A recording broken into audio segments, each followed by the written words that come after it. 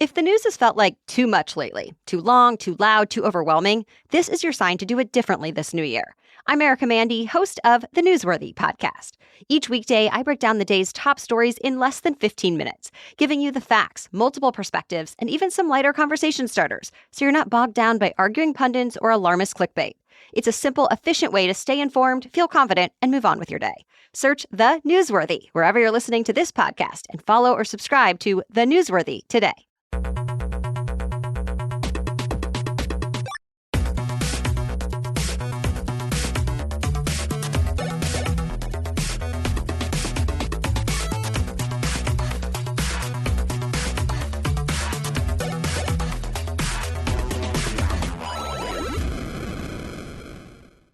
Hello and welcome to 360 Gamercast, episode 762.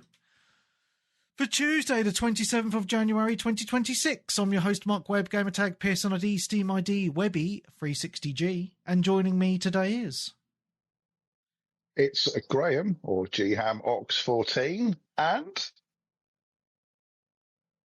Oh, and me, Nick Fights, who I used to stream on Twitch, but I haven't for ages because I've been very busy doing nothing.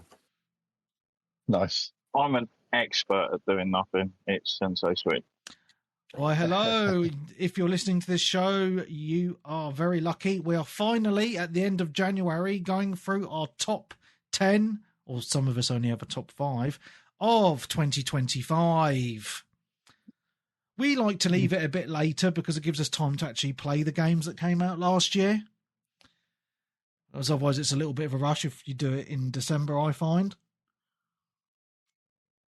But before we start, I want to have a little moan.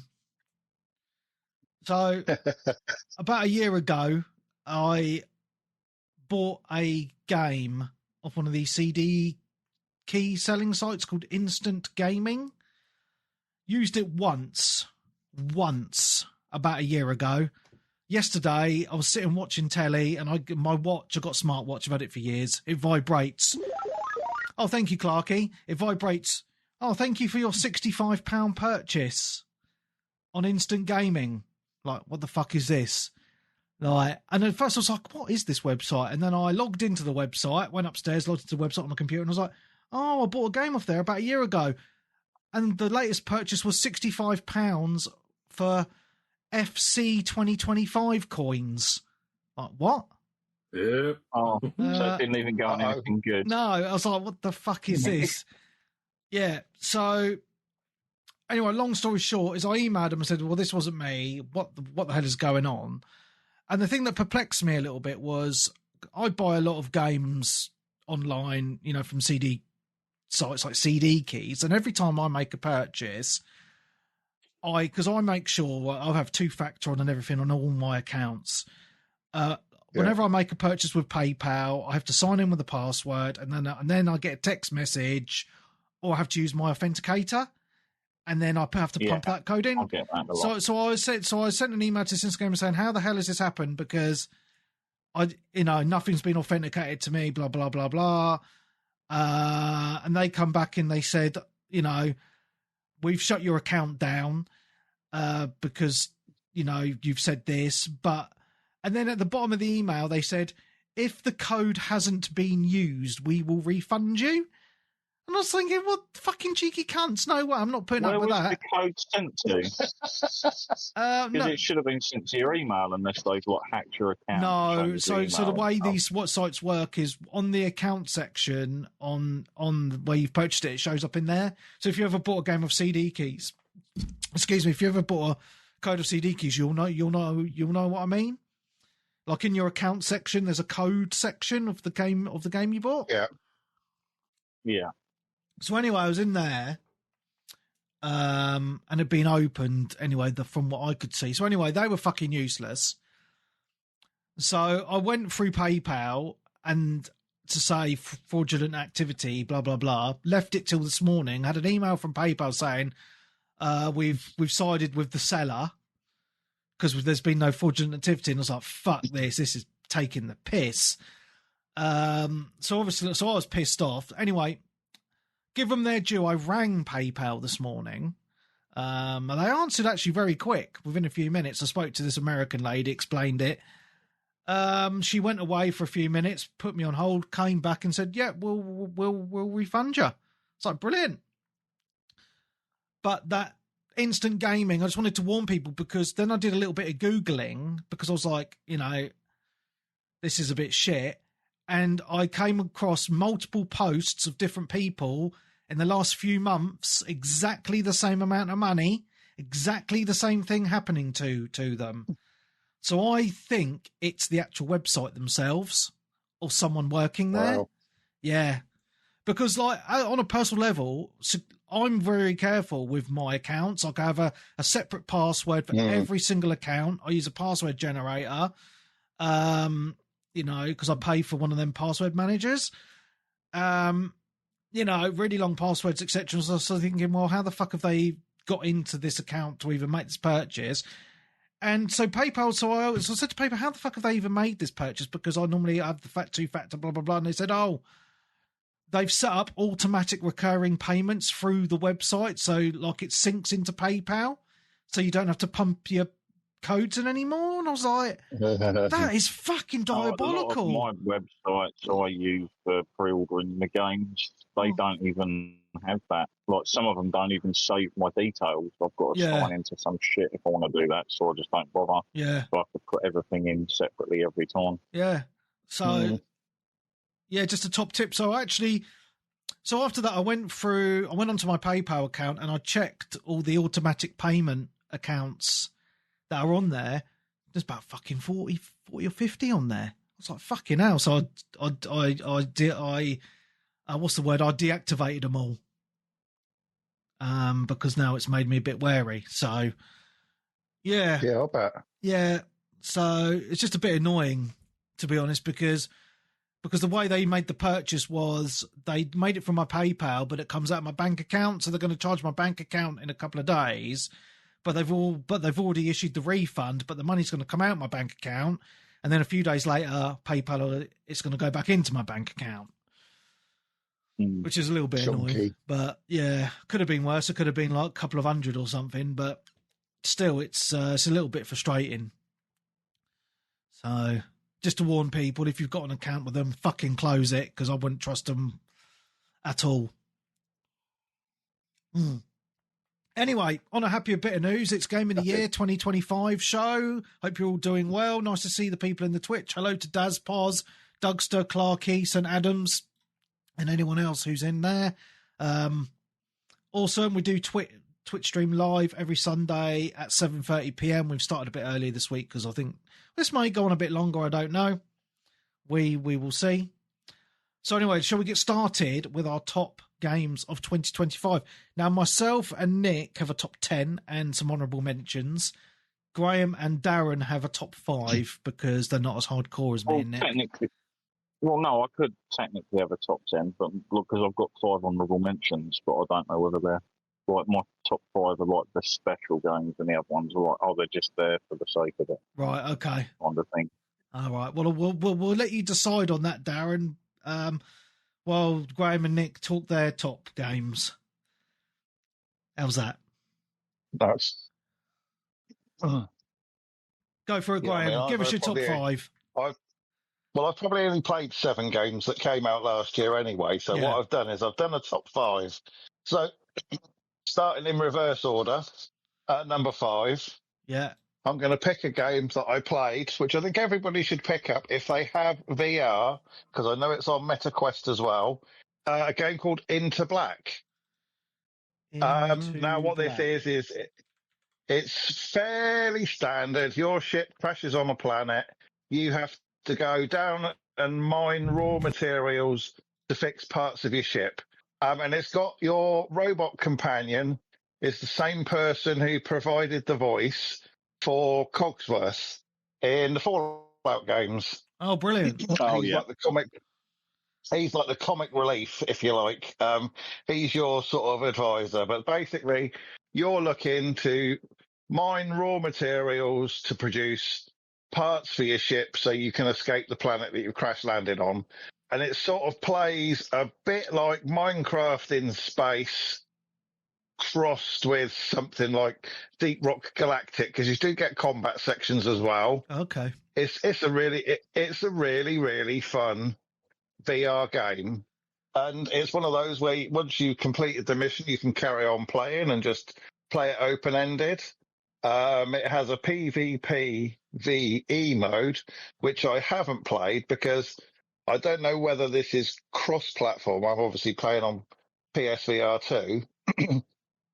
But if you go into the matchmaking, it doesn't really find anybody else playing it, unfortunately, which is a little bit of a downside. And I did go back in and try it a couple of weeks ago to see whether there were more people playing it, and it just searches and searches and doesn't find. That's a shame. So I don't.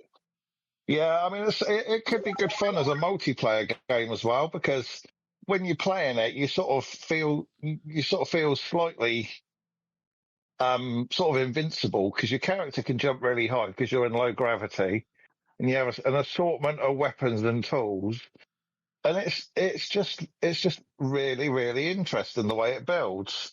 And I say it's probably going to be quite cheap on MetaQuest by now, but it's absolutely worth a look if you have access to VR, such as Nick. Awesome. I've added to my wish list. Definitely very, very good. Right, so number 4. Shall I go to number 4 now? Yeah, go for it. Up to you, mate. Yeah. I have a game that I guarantee that nobody else has got on their list. Doom Eternal. Yeah, you're right there, mate. You're right about that, yeah.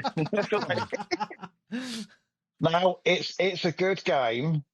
The combat feels very, very polished. Technically, it's super impressive. Does it feel like a Doom game? I'm not convinced, because the problem with this game is you are encouraged, the way you play the game, to be very reactive rather than proactive when it comes to combat. Your sort of primary defense is you have like a parry mechanic. So bad guys are shooting missiles at you, and they color code some of them green, and the green ones can be parried. So if you parry them back, you can sort of open attack windows. But I mean, technically, this game is just phenomenal. The load times, it loads a level in under 4 seconds. You're straight back in. It does have the sections in between where you're flying your dragon, kind of like a over the shoulder, sort of almost like something like Afterburner almost, but obviously in the Doom universe. So it has those levels, and it also breaks it up with like mech levels where you're piloting these 50-foot tall mechs. And for me, they sort of break the... It's not Doom, is it?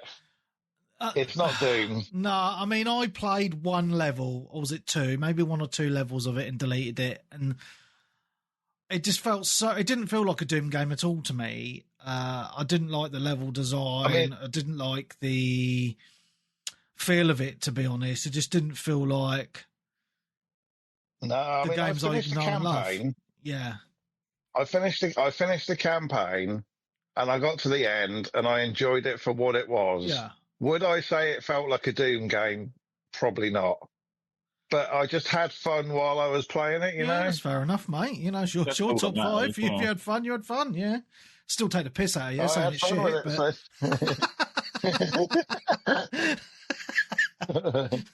Right, okay. So, number 3, again, I've got another game, which I can absolutely guarantee nobody has got on their list. Power Wash Simulator 2. And I am just addicted to this game. I can't stop playing it. A lot of people will look at it and go, no, I don't understand what's so great about that. But for me, this is like, it's like one of those, for me, it's like a cozy game. Do you know what I mean? Therapeutic game, yeah, turn your mind on, off.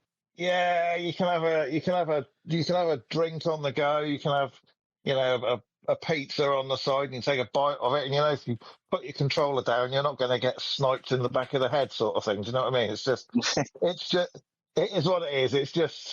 It's a sort of, you don't have to think about it type of game.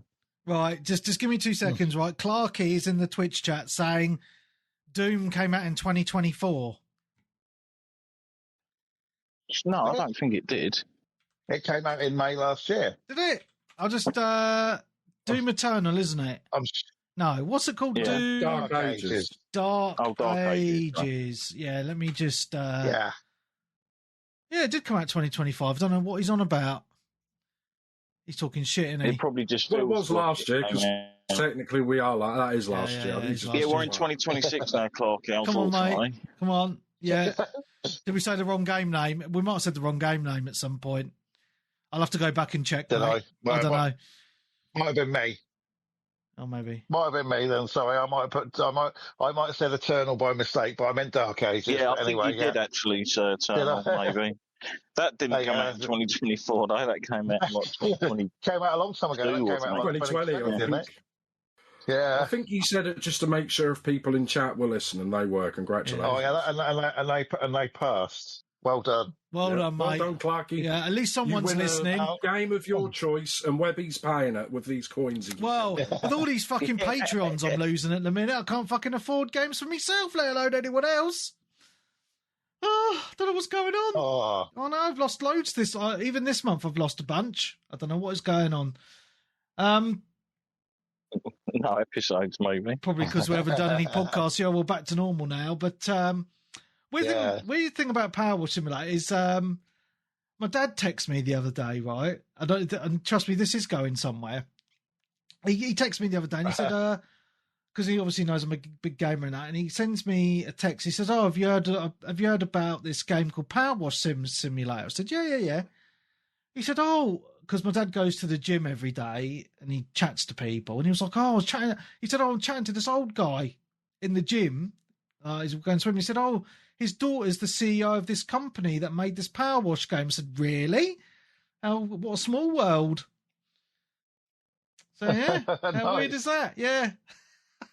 Brilliant. Yeah. I like Even worse if it was like, oh, there's someone here that's the CEO of a company that made a game you really hate. Yeah. You're like, hold her there, I'll be on my way over. Yeah, I've got a few words to say. Yeah. No, I like Power Wash games. Me and my boy have played a bunch of 1 and 2 in co-op. It's just, I think you can split screen the new one as well. oh, brilliant. I believe. I'm not sure. Well, I quite like I'll the have to check that, but I'm DLC. sure. I like the DLC they did for the first one because I added a bunch of Final Fantasy VII Yeah. DLC and They did, yeah. SpongeBob, I think, and a few other things. Yeah, pretty good, man. Yeah. Back to the They Future, did Lara stuff like Croft that, yeah. Mansion, didn't they? Yeah. Yes, they did. Yes. Yeah, man. Could you clean the butler? No. Oh, that was a nice nod. You get a Chivo for it. It's a shame you can't power wash Lara Croft's clothes off. Hey. Oh dear.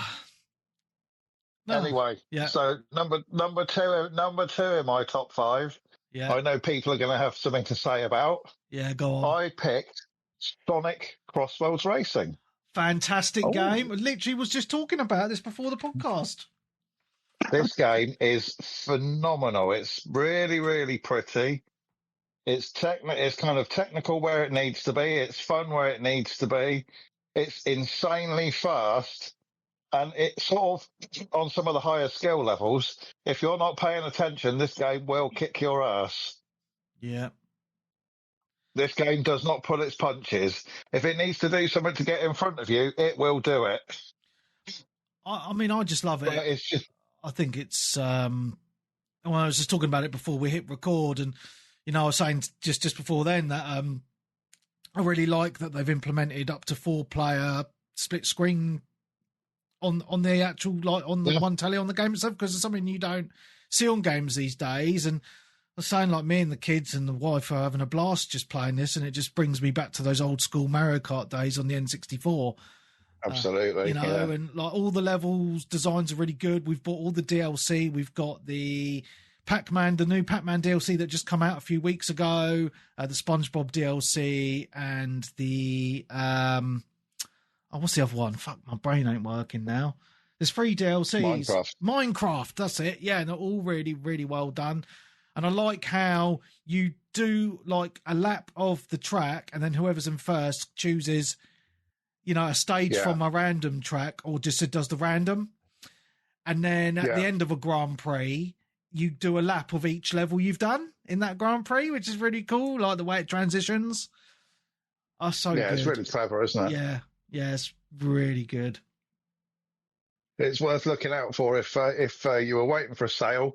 It could be sort of cheap in the January sale somewhere. Yeah, but it's absolutely it's a serious contender for favourite kart racing game for sure. Yeah, I think it's a lot better than Mario Kart, and that's saying something because Mario Kart's been, the pinnacle of these sort of races for a long time, and we've had Sonic games like this before, and they just haven't quite hit the mark. But I think they've just done a really good job of this. One, with the level design. Two, with the handling of the cars themselves and the variation of the power-ups. But what they've done by getting, characters and tracks from other franchises like Yakuza, Pac-Man, or say Minecraft, and various other games, like all characters that you know and love from Sega, and various other, mainly Sega. And I just think it's just so good, just so much fun. Even online, it's a lot of fun. It's just a lot of game there for your money. Oh, absolutely. There is a ton of content. Yeah. And the DLCs are reasonably priced as well, because if you buy them separate, they're only $5 each. Or you can get the pass, but, I just think that's pretty good value, to be honest. So I'm glad to see it on someone's top 10 anyway, because it's really, really good. It's fantastic. Yeah. Yeah, it's got a lot in it, definitely. Yeah, it's just that old school, just fun. You're playing a game just to have that fun and nothing else, and it's just that pure old school. Yeah. As I say, like I feel like I'm back in the golden age of playing the N64 and that, and playing the game then. And it just just a smile on your face the whole time you're playing it. And the customization of you can fully customize your cart, different wheels and layouts and stuff like that, and change your outfits, your characters and things. And I just think it's great. I really do. So I'm glad to see it up there for you, mate. Yeah? Yeah, absolutely. Worth a look if you haven't already. Yeah, for sure. And it's crossplay. Sorry? And it's crossplay. It's crossplay, is it? Yeah. Oh, fantastic. Yeah. And my number one game of last year, which really caught me by surprise. I know what this is. Sorry? I bet I know what it is. What is it? I think I know what it is. I reckon I predict you're going to say Eartheon. No. Oh, no, okay. Yeah. Sorry. That's what I presumed it was. Yeah, so me and Darren are wrong then. No, I said it was going to be. I thought it was Pulpit. Well, yeah, I would say Eartheon fell just outside my top 5, to be honest. Oh, that's a shame. Just. But Ball Pit, no, I mean, I picked this up. I think it was my brother that spoke to me. He'd picked this up on because it's on Switch 1, isn't it, as well, I think. Oh, right. I think so, yeah. So he popped round and I looked and it was on the store. So I downloaded the demo and I think I'd paid the demo for about 10 minutes. And I went, I don't care how much it is, I'm buying it because I am absolutely hooked. And even now I've kind of run the end credits and seen the end of the game, I'm still playing it. Wow. And I believe it's getting 3 free content updates this year. The first one they did say was coming in this week. January, I think. I think it's this week. Yeah. So yeah, it's due for 3 quite big content updates. But I love this game. This takes me back again. You talk about the good old days of gaming. It just feels like an old Mega Drive puzzle game, really, doesn't it? Almost. Yeah, without the slowdown, I suppose. Without the slowdown. Yeah, so I've put, it's one of those games that's really sort of, when I've not been playing it, I've been sat there thinking about builds for characters, that sort of thing. So it sort of really captures my imagination, and I quite like the way that you can customize your sort of play experience as you go, and all the characters are really different. There's the one he shoots Yeah, from the that top, was, the one he shoots from the bottom, and there's just so much variation. They kind of go, here's the rules, here's the gameplay. Oh, except this power-up's going to completely twist all of that, and none of it will matter. Absolutely worth a look. Best sort of, was it 10 or 12 quid on a download? Best 10 quid I ever spent, really. Wow. So, and that's mad because that's a Game Pass game as well. I know, and I'm absolutely hooked. I'm actually still playing it.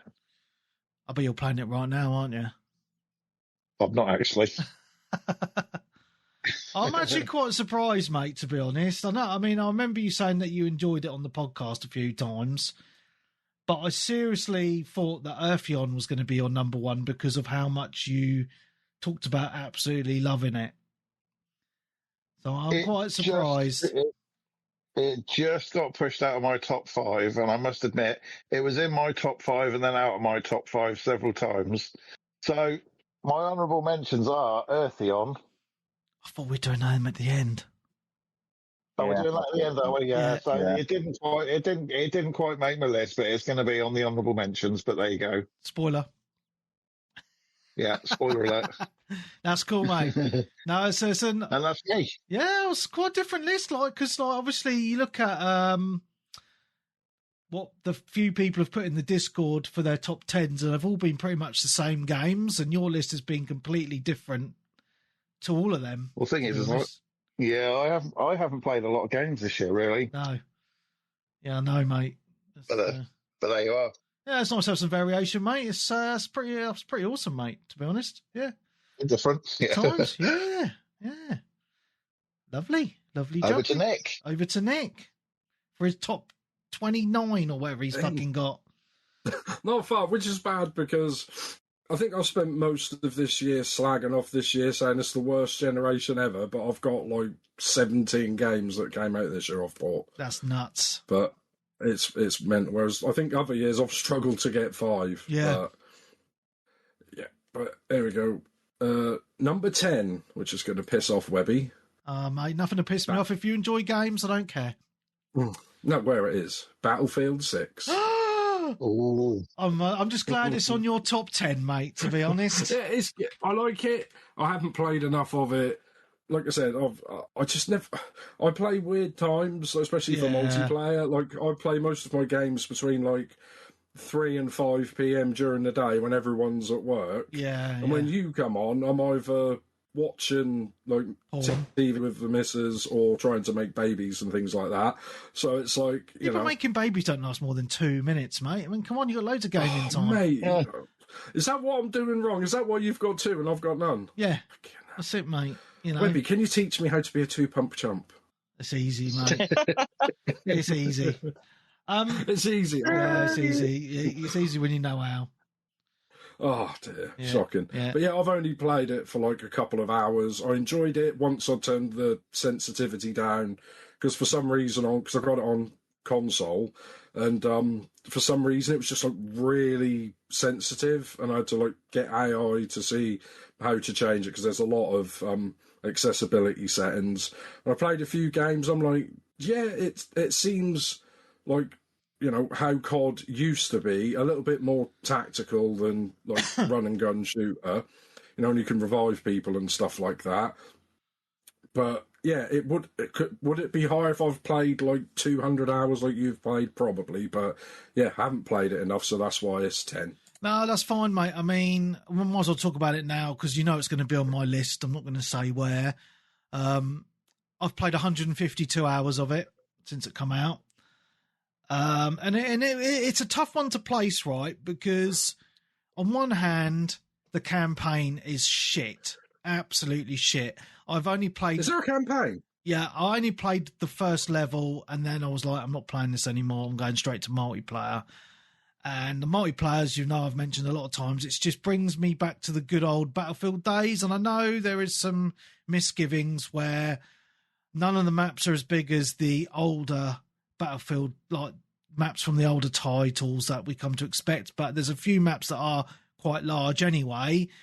And, you know, I pretty much only played Conquest, and the maps there's only one map out of them all, and this is saying something. There's only one map I don't like. I like all the others. I just enjoy playing them, and I've kind of got past the nuances of where the snipers are and stuff like that. And it's just that classic gameplay for me of conquest, capturing the points. Pretty much I'm going as an engineer 99% of the time because I like to take out tanks and stuff. I've gotten the controls for the choppers down to a T now, so I'm a great pilot. And it's just a fun times for me. The only letdown as well, I think, on it is I think the battle pass is really shit, even though I've completed it. It kind of... to get the points needed, it forces you to play as game modes you don't want to play, classes you don't want to play, use guns you don't want to use, and if you're focusing on the battle pass and doing that, the game does become more of a chore than enjoyable. So I tried to pretty much play it just how I wanted to play it, just as an engineer for the most part, just play it like the battle pass didn't exist. And I found I got most of the way on the battle pass just by leveling it, because you get the battle pass tokens by getting XP for your character as well. So just for me, just by playing it naturally, I pretty much got most of the tokens anyway. And for me as well, like, because I'm on most evenings between around 7:30, probably on to about 10 or 11 at night, depending on how I feel. I went through a good solid couple of months where I regularly had one or two people at least who would join me most evenings. There was a lot of evenings where we had full squads of 4, and then a 5th would join, and that guy came back to me of the old Xbox 360 days where, you have more people in party chat than you could have on a squad. And I just love that feeling, when you're in a full squad and you're all chatting and you're like, right, let's go to B, let's go and fucking take it, guys. And you're all going there. And you might all squad up in a tank or in a chopper, or you run in there, and it's just that fun time, and I think they've done a really good job with that.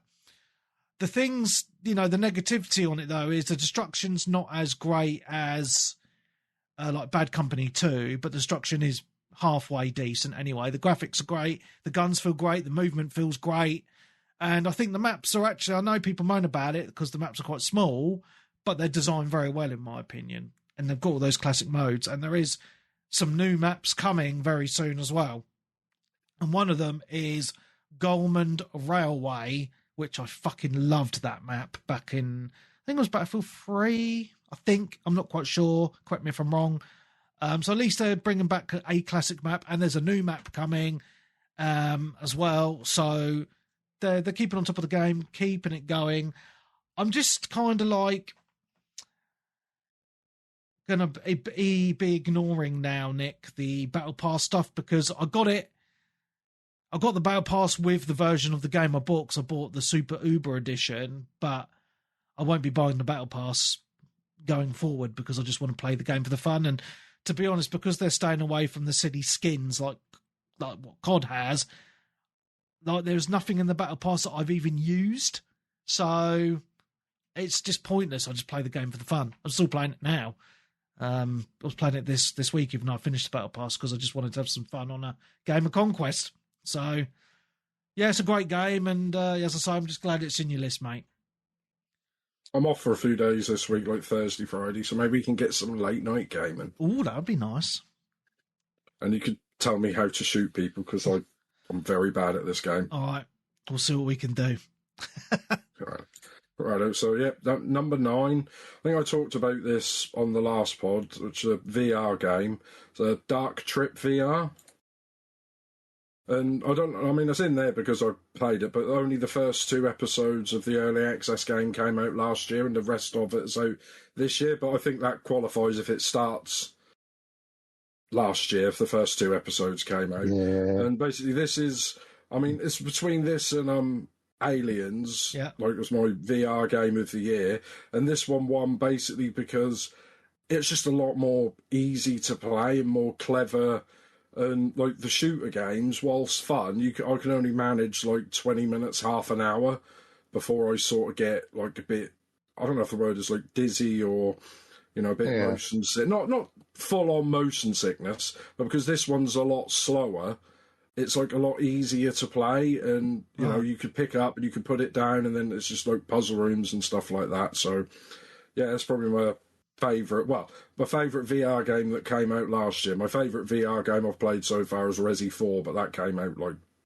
decades ago. Yep, so that's number 9.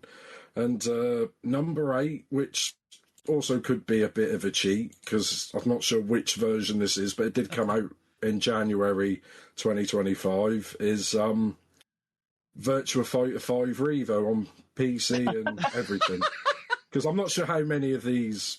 Is this like the Virtua Fighter 5? 20-year-old game. Yeah, it came out, I think, originally on PS3, but it came out... I think it's like end of January 2025, like another... And I think Virtua Fighter 6 is coming soon. I think it's... I don't know what it is with fighting games. They just keep re-releasing them again and again and again. I think you're really taking advantage of my rules here, Nick, of if a game comes out. Well, it did come out last year. Yeah, you can have it. I mostly played it last year. It has been rejigged and refondled. Yeah, it's all the characters and stuff. And then guess what? They said they did say it's coming out and it's in its full whatever version, and nothing's coming out until Virtua Fighter 6. And then within like 2 months, I started bringing out DLC for it again. Because I'm like, fucking typical. But yeah, I've been playing this with my mate online and stuff like that. And he's been playing this, like the PS4 version, for 5-10 years, because there's still like a Discord community of people playing it and stuff like that. And obviously with my Twitch name being Nick Fights, I'm really good at fighting games. Of course. Or button mashing, one or the other. But yeah, so Virtua Fighter 5, cheating out. Number 7, Ninja Gaiden 2 Black, which is another remaster thing. I think it came out early last year on Battle Pass. Okay. Which is kind of fun. I mean, it's kind of... I do like it because they made it not as hard as the older games used to be, so I can actually finish it. Because I think I originally played this on either 360 or PS3, one of the versions, and these games were just so hard and stupid, and they just had some like easier modes and stuff like that, so I could just play it. And yeah, they added difficulties to it. Yeah, they added more difficulties, which is fun, because if a game's so hard 90% of people can't complete it, then what's the point? Yeah. Do you know what I mean? People say, oh, get good, but I haven't got time to get good. I've got a life, I've got other games to play, I've got bloody girlfriends, I've got so much stuff to do. Got babies to make. I've got babies to make. That takes, like I said, Webby said 2 minutes because I'm doing it wrong. But yeah, it's just fun, and it just, like I said, it felt old fashioned, like an honest 360 game, because it was. Yeah. Just a hack and slash, bit of fun, blood everywhere, good looking women with massive tits everywhere. And that's what you want, don't yeah, we? too fucking right, mate. We've missed the massive tits. So well, yeah, that's 100% agree with you there, mate. Yeah. Number 7. Number 6, which I'm starting to regret even playing this game, but I did enjoy it for what it was. So Mind's Eye. I can't believe that's in your top 10. Because I finished it and I did enjoy it, but I've been since I've finished that, I've been playing GTA 5 again. This is better than Battlefield 6. Honestly, I've only played it for an hour, mate. That's an hour or two. That's what I'm saying. I can't. I've only played Battlefield a little. Even on the technical ability, I've got some games in my honourable mentions that I've only put like a few hours in, but I know that they're really well made and fantastic games. Oh, I've got games that I haven't even opened that I know are better than this, but I can't not if I've completed it, it's done something right. Nick. I completed this for the podcast, Webby. I completed this for this show just to prove a point. It was 10 quid that I spent and 10 hours of my life I will never get back. Mate, you have this in your top 10. 5? Is it like that magnet game where you use the fucking rod and you got to navigate around the wire without touching the side? Oh, Cup and Ball is more fun. No, I'm saying I wanted to play something like GTA, and this game made me go back and play GTA 5 again. All right. And GTA 5 is 20 times better than this. There's just more detail, more going on. The cars are better. I think even the graphics are better. Obviously, the PS5 version, but I completed it. I enjoyed some of it, but yeah, it's my list. I can have it number 6. To be fair, Nick, I'm gonna say a couple of things, right? One is you've now lost all credibility of your Game of the Year having this above Battlefield. I never had any credibility, Webby. You're aware of this. Yeah, but to give you some to defend you a little bit, because I played the game for about 8 hours, and I actually enjoyed playing it, even though it was glitchy as fuck. And it was just jank. It's less glitchy now. Yeah, but I never got any of the updates, nudge, nudge, wink, wink, so I couldn't actually finish the game because I got like on a bit where it just couldn't get any further. But yeah, I like the setting and the idea of it. It just, the execution was just not there. But you know, we've all had games like Stunty with his Rambo and stuff like that, which are kind of like those AA type games, but that we've enjoyed. So yeah, I can give you that in a way. £10. I knew it was shit. I just wanted to see how shit it was, and I expected it to be crap. And it was slightly better than crap. Yeah. So it's piss. You put a smile on one of the developers' faces. Yeah. I mean, I could feel worse. I could have bought this for full price like somebody else, couldn't I? Oh yeah. I mean, who paid full price for this shit? Played it for 10 minutes and went, uh-oh. Yeah. Okay, fair enough, mate. It's down by the way. Yeah, I'm getting on to the good games now, maybe. Number 5, Donkey Kong Bonanza. Yay!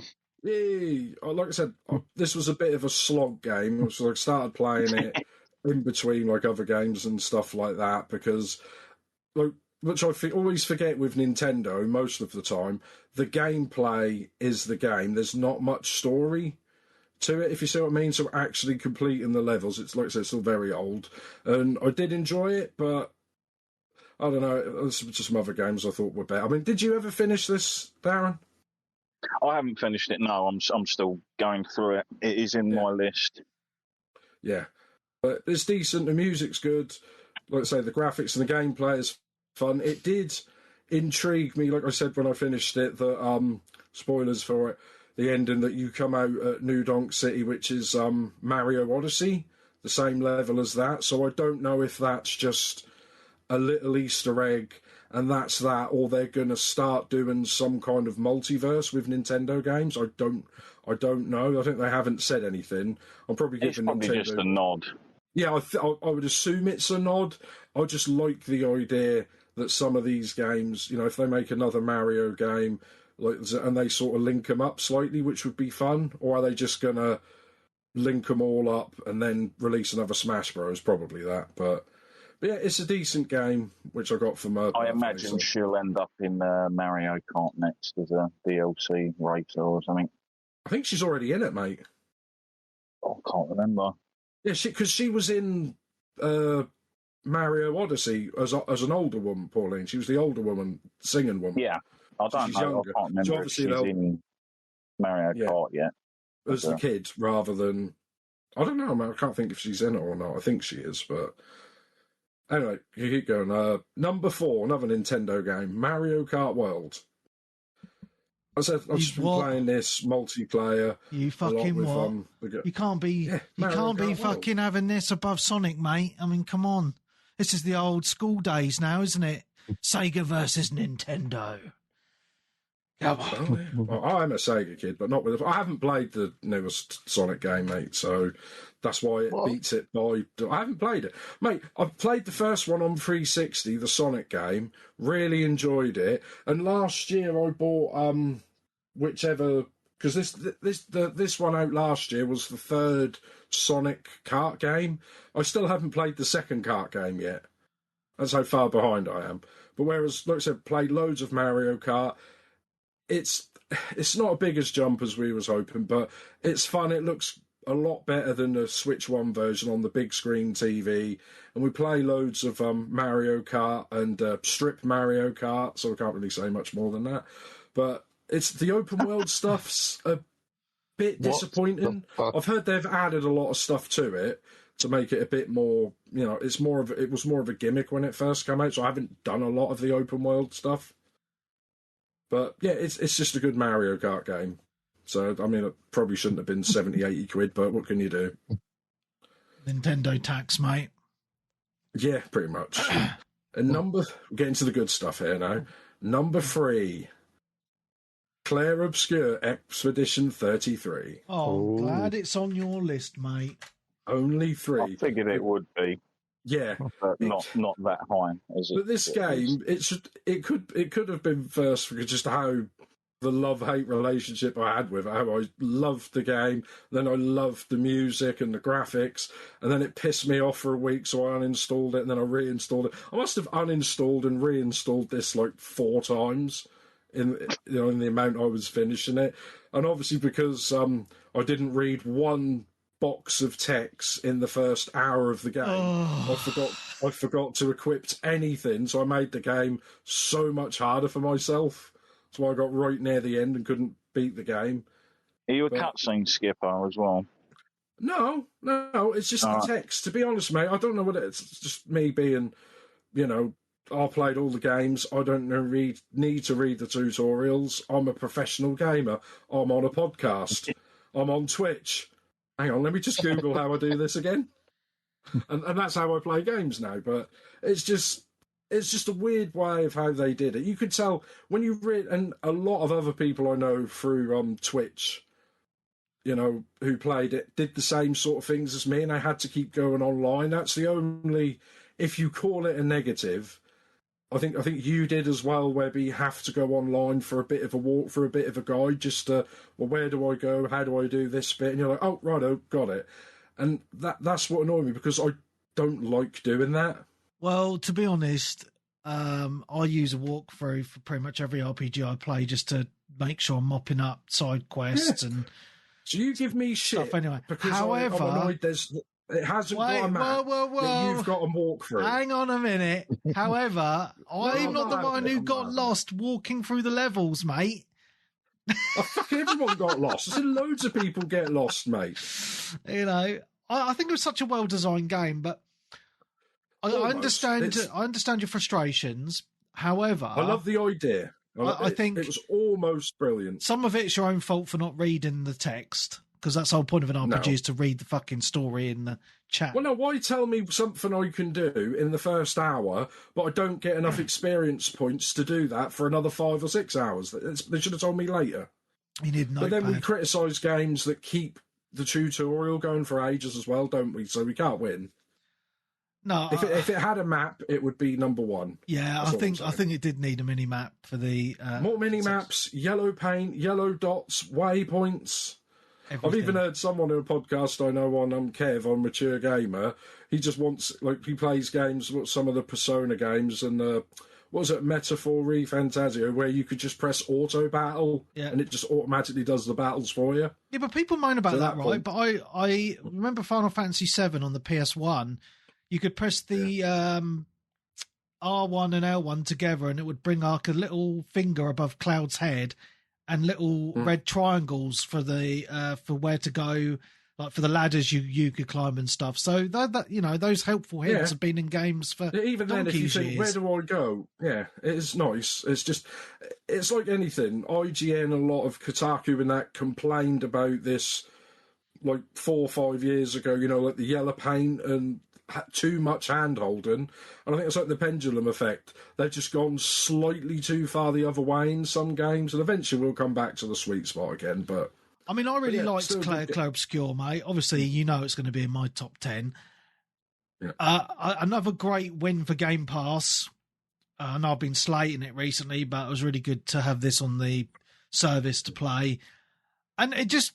Because there's something that's been missing, these turn-based RPGs, because a lot of franchises like Final Fantasy have kind of turned away from it into more action-heavy battle systems. And it's something that I personally have been missing, is that traditional turn-based fighting.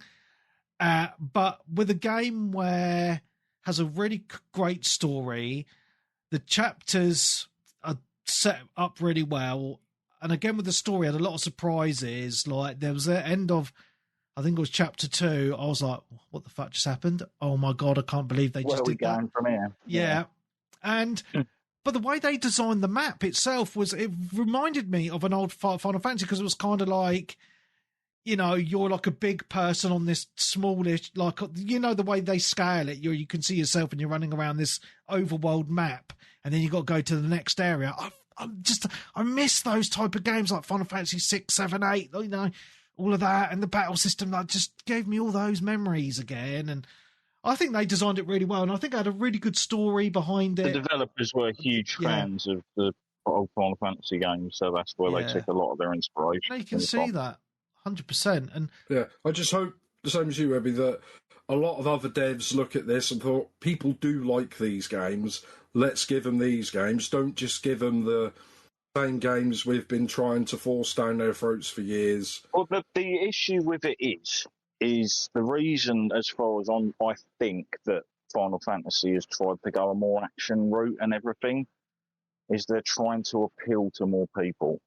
Yeah, but the people they try to appeal to aren't going to buy their games no matter what, are they? Yeah, this is why I think, as great a game as Final Fantasy 16 was, there were loads of people that didn't bother with it because it wasn't turn-based. Yeah. Yeah. And obviously, looking at it like that as well, 15 suffered pretty much the same fate as well. Mm. It did reasonably well, but they tried to market it to more people, like, oh, look at this, like, cartoon that ties in with it, and a film, and all this other nonsense, which kind of made it convoluted, and you had to try and pay attention to everything to get the full story. And unfortunately, the actual sort of gameplay, for me at least, anyway, it fell short. Yeah. Especially the magic system in it, I thought it was arse. But this is where Claire Obscure did it well, right? You know, they had a really good battle system, as I say, really good story, good world map, but just a great RPG overall, which gave you the modern graphics with the old school feels, and that was just a perfect mishmash for me. Yeah. Well, it's almost what you want with things. We've always said before, haven't we? Like, certain games feel like they've come out too early. Yeah. Or it's like, oh, we just want this type of game again, but just give us the new visuals over the top of it. You just have it play exactly the same as it is, but just give us that new visual flourish over it. Yeah. And when games do that, they surprisingly do very well. Yeah. And when games kind of veer off from that, they don't do particularly as well. Because like, even you can look at like the Final Fantasy remake. There are people that love those games, and there are people that are like real diehard fans of the original game that don't like the new direction that they've gone with because they're messing with the story and stuff. Yeah, I get it. And the battle system's completely different. Although you have got some good options there to give it like a kind of turn-based feel to it. Yeah. Yeah, for sure.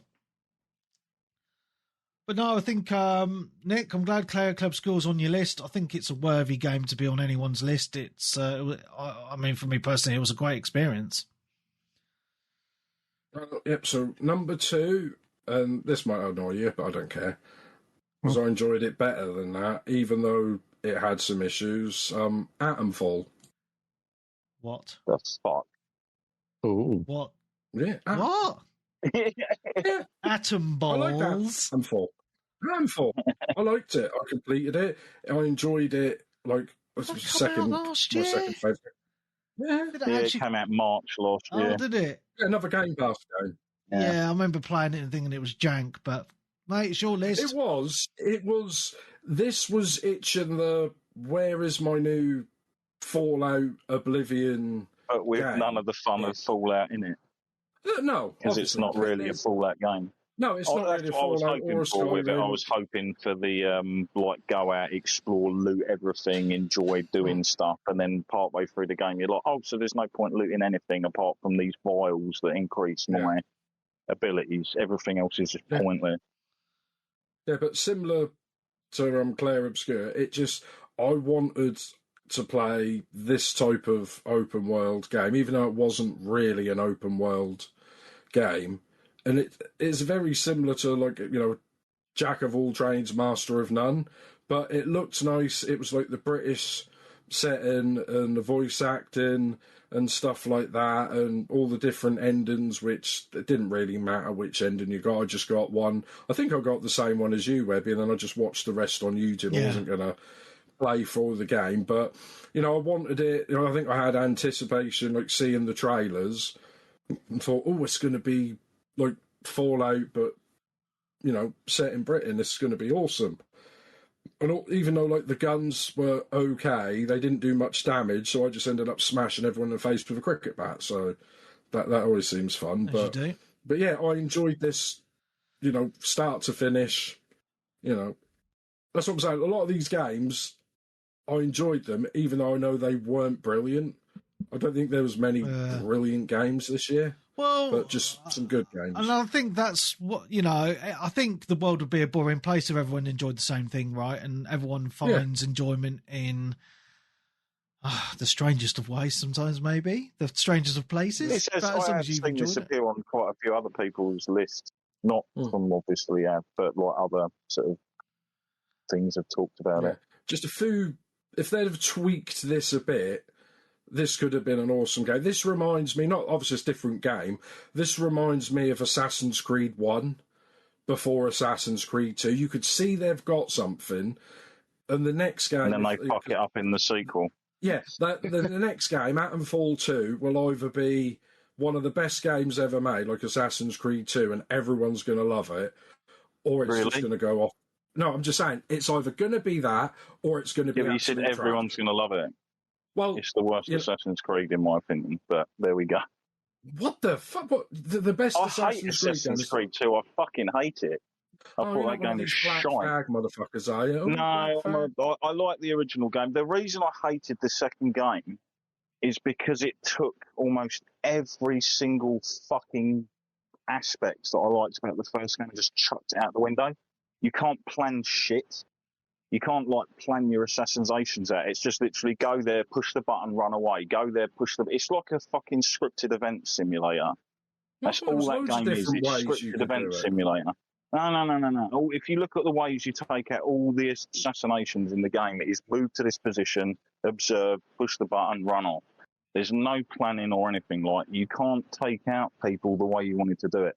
I love the visuals and the music in the second game. It's the best for the music, I would say. Gameplay, I was screaming abuse at that. That shitty fucking bit when you're on the back of the carriage going down on Leonardo's carriage and there's people jumping on it. It's shit. The bit when you're going across the boat with the woman on the canal and she's being sniped at and you've got to run up along the rooftop. Shit. Fucking hated that game. Sorry about that, but... Well, that's Poz's on my side. I hate Assassin's Creed 2, what? Yeah. Well, you remember why you hate it, and you're going into specifics. I can't counter with why I liked it. No, it's literally like one of those games where I was like looking forward to the sequel for so long, and then when I got it, I was just like, what is there? Like, maybe I finished it's one of those... I think I 1000G'd it, but I did it... Oh, I 1000G'd it, but I hate it. Righto. Yeah, gnashing teeth. One of these people, I've played this game for 900 hours and now I want a refund. It was one of those I've started, so I finished, and I was like, back then, having competitions with my mates, like the Gamer Score and stuff, when Gamer Score actually meant something. When it came out or later? I bought it on release, because I 1000G'd the first one. I actually enjoyed running around looking for all the flags in the different locations and stuff. I know loads of people absolutely despise that, but that was something that actually kept me going back to the game. Maybe it's like when you, as I know you said you played it, like I haven't gone back and played it again because, well, they released another game every year for the next 10 years, so you didn't have time to go back and play the other. So I think it's one of those, like, if you go back and play Oblivion and in your brain Oblivion plays exactly the same as Skyrim, or you go back and play it and you're like, what the fuck is this shit? Or even Oblivion Remaster's junky as fuck, innit? Yeah. Yeah, but it was a game that it at the time. I didn't touch another Assassin's Creed game again until Black Flag after 2. Well, you missed out. Assassin's Creed 3 was good. Black Flag was great. Oh, no, tell a lie. I think I might have picked up 3. That was the one that was in the Revolution. I just avoided the spin-off ones with Ezio. Oh, Ezio's the best character, man. The weird... No. Yes. It was the ones with the tower defence and stuff, weren't there? Like tower defence modes and other weird shite. I can't But remember. I was just like, move on from this horrible character, please, and I'll pick up a game again. I played like 2, and then you had Brotherhood, Revolution, one of those ones, and then 3, and then Black. I played them every year and really enjoyed them. I think, what was it, Unity, the one that was broken to fuck, is when it finally stopped me from playing them. Oh, the one in France, I didn't buy that one. Well, I tried it like within the last couple of years because they did like an update to it, like the rest of them, and the game is still broken on the tutorial. I can't get through the tutorial. Well, anyway, Nick, shall we move on to anyway. Yep. other game? The list. Yep. Atomfall, so good. We're talking about Assassin's Creed. Yep. Number 1. Oh, game of the year. Drum roll. 3. Oh, didn't even give me time for a drum roll. Solid. Go on, do your drum roll then. Oh no, I'll do it. I was going to edit it in. You don't have a drum roll sound effect. I want to check my soundboard. Where the fuck is my? I just could make time. Okay, here we go. I already know. This is what I think of you having that as your number 1. Why are you gay? I didn't even hear what the number 1 was. I'm sure it was like slightly steaming. Metal Gear Solid 3 Delta Snake Eater. Oh, right, no, that's fair enough. Good game, mate. Yeah, to be honest, had some patches to fix some of the issues. Yeah, I didn't really see any issues. I mean, I played it on release. I enjoyed it. Like I said, I mean, I've only recently, within the last 4 or 5 years, started going through the Metal Gear games. I played 5 years ago, and that's all I've played. So I've done 1, 2, and now 3.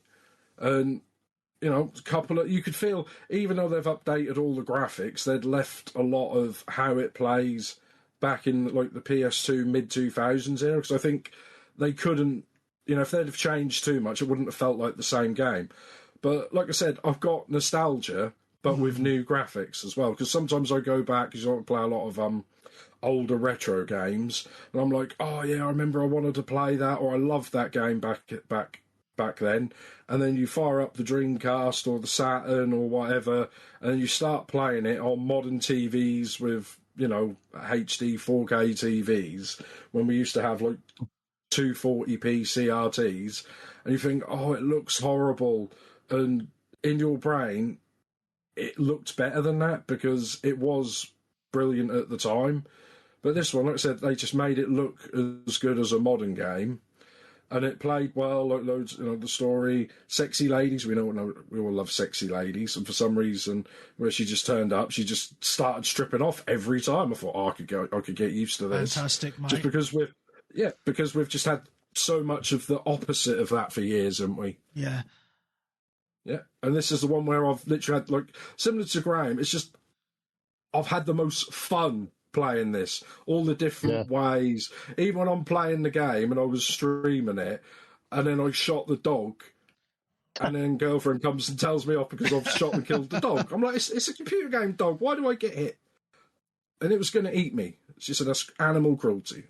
I think the game was great, mate. And the thing for me was, I don't think I played it originally because I have no memory of it. So for me, it was a perfect way to play it. It came out late on PS2, very late. Yeah, so I think PS3. Oh no, it's PS2. Sorry. Yeah, so I was a very late. hardcore Xbox kid then. By then on the OG Xbox, so I don't think I ever played this one, and I absolutely loved it. I thought, I think it came out the same year as 360, like 2005. So if you'd have got your 360 within, I think this came out, I'm pretty sure, the same time as 360. So obviously you weren't going to go back to your PS2 when you've got your new shiny, would you? No, of course not. But no, I think it played great. I love the graphics looks, they're stunning. But again, as Darren just mentioned earlier, was, sometimes all you need is that classic gameplay just with updated graphics. And it just had that no perfect battle mesh passes, for me. no crap or nothing. Yeah, it wasn't mega long as well, which I like. Just a nice experience, really good, levels. Got stuck in a few points. I mean, like one was, took me ages to figure out where to find this general to hide him and to dress up as him. And yeah, that one got me. I was like, and then when I found him, it was like to hide him before I got spotted and hide him in the lockers and stuff. Yeah, but I think it's a great game, mate. I think they did a fantastic job on remastering the graphics. Great gameplay all round. Just goes to show again that the classic games, because it was all the classic gameplay as far as I'm aware. Like, it played exactly the same as the original, just with new shiny. And it's a fantastic game, mate. So no, I applaud you for having it on your list, because it's definitely on my list as well. Little spoiler. Great game. Yeah.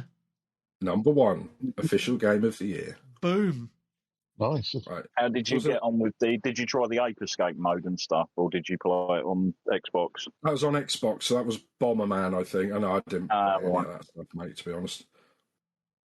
Because they added the sort of online thing to it, didn't they, as well? I didn't have any online at the time, so I couldn't have done even if I wanted to. But I think they did that with 5 as well. Added online to it later. 5 was great. I still think 5 won't be my favourite one. Even though it's kind of incomplete. Is that the one where you parachute the stuff up into the air and you build your base? Yeah, the people and that. Oh, I love that game, man. That was so good. Anyway, Darren, we're on to you now, mate. I could do a top 10, but I'm just going to do a top 5, and I'll just chat about the others in the honourable mentions section. Alrighty, mate. No worries. So my number 5 was Donkey Kong Bonanza. Oh, you had it on your list as well. Next. Ooh. Just a really well-made, fun game. Just full of that Nintendo charm and enough sort of content and stuff there to sort of keep you going. Yeah. I think we sort of like mainly covered that. Yeah. Can't really go much more into it beyond what other people have said. My number 4, Ball Pit. Oh, I'm not surprised it's on your list somewhere. You said it all. Yeah. Yeah.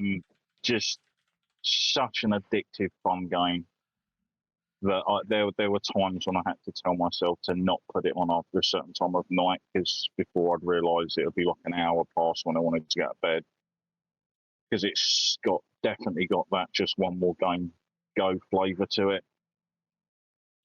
Again, just what starts out as you think it's going to be a simple game, it just doesn't. You've got loads of different levels that have different challenges on the levels per se, with like the enemy types that appear.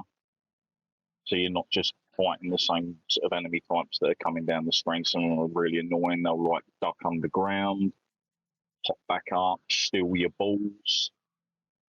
They're really annoying, those ones.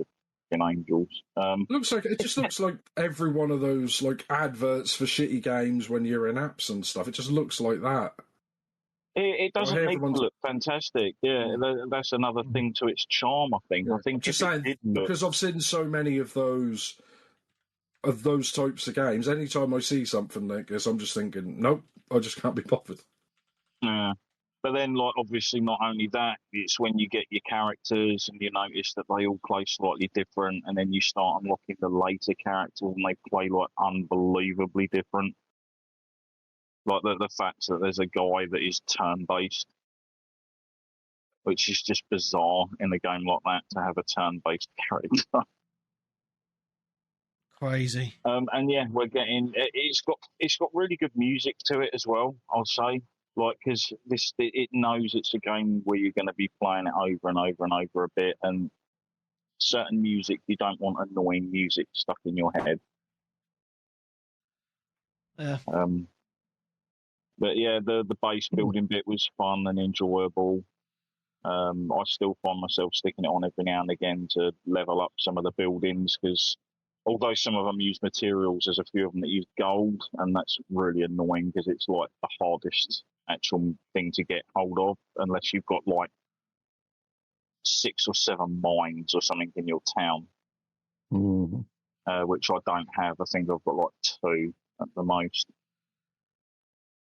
Sort of thing. And if you like your sort of gamer score, Chivo trophy type stuff, it's a pretty reasonable sort of platinum or 1000G or whatever, I'd say.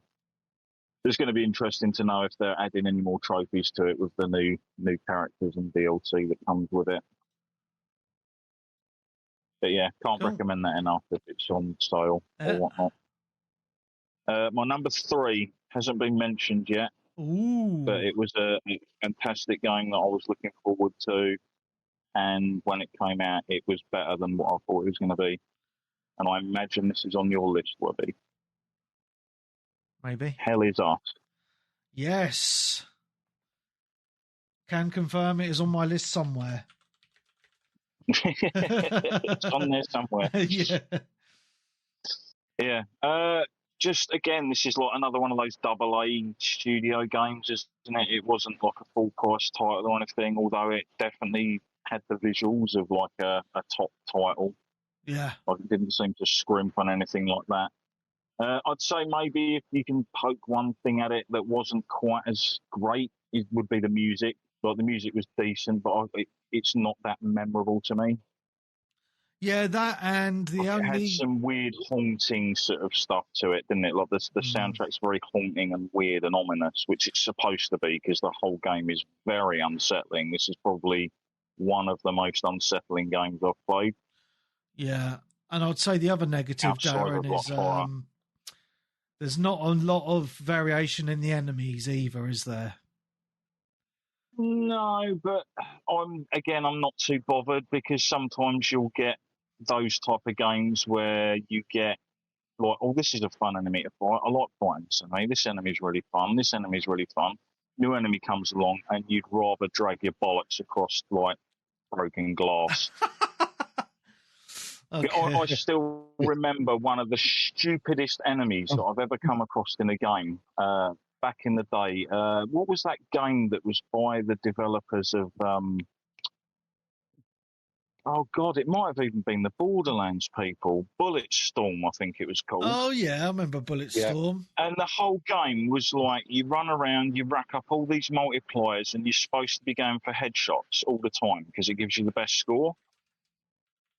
And then in the game later on, it introduces an enemy with like a skeletal head that I remember that flinch their head whenever you go for a headshot, and it misses every time. Fucking irritating. Just when I got to that point in the game with them, I was just like, this is stupid. Like, fuck this. And I never went back to it to finish it because it just made the game so unenjoyable. Because it was just like you're so used to playing it and enjoying yourself, racking up all these, and you pick up like sniper rifles and that, and you're like, yeah, headshot, and then just flint doesn't hit.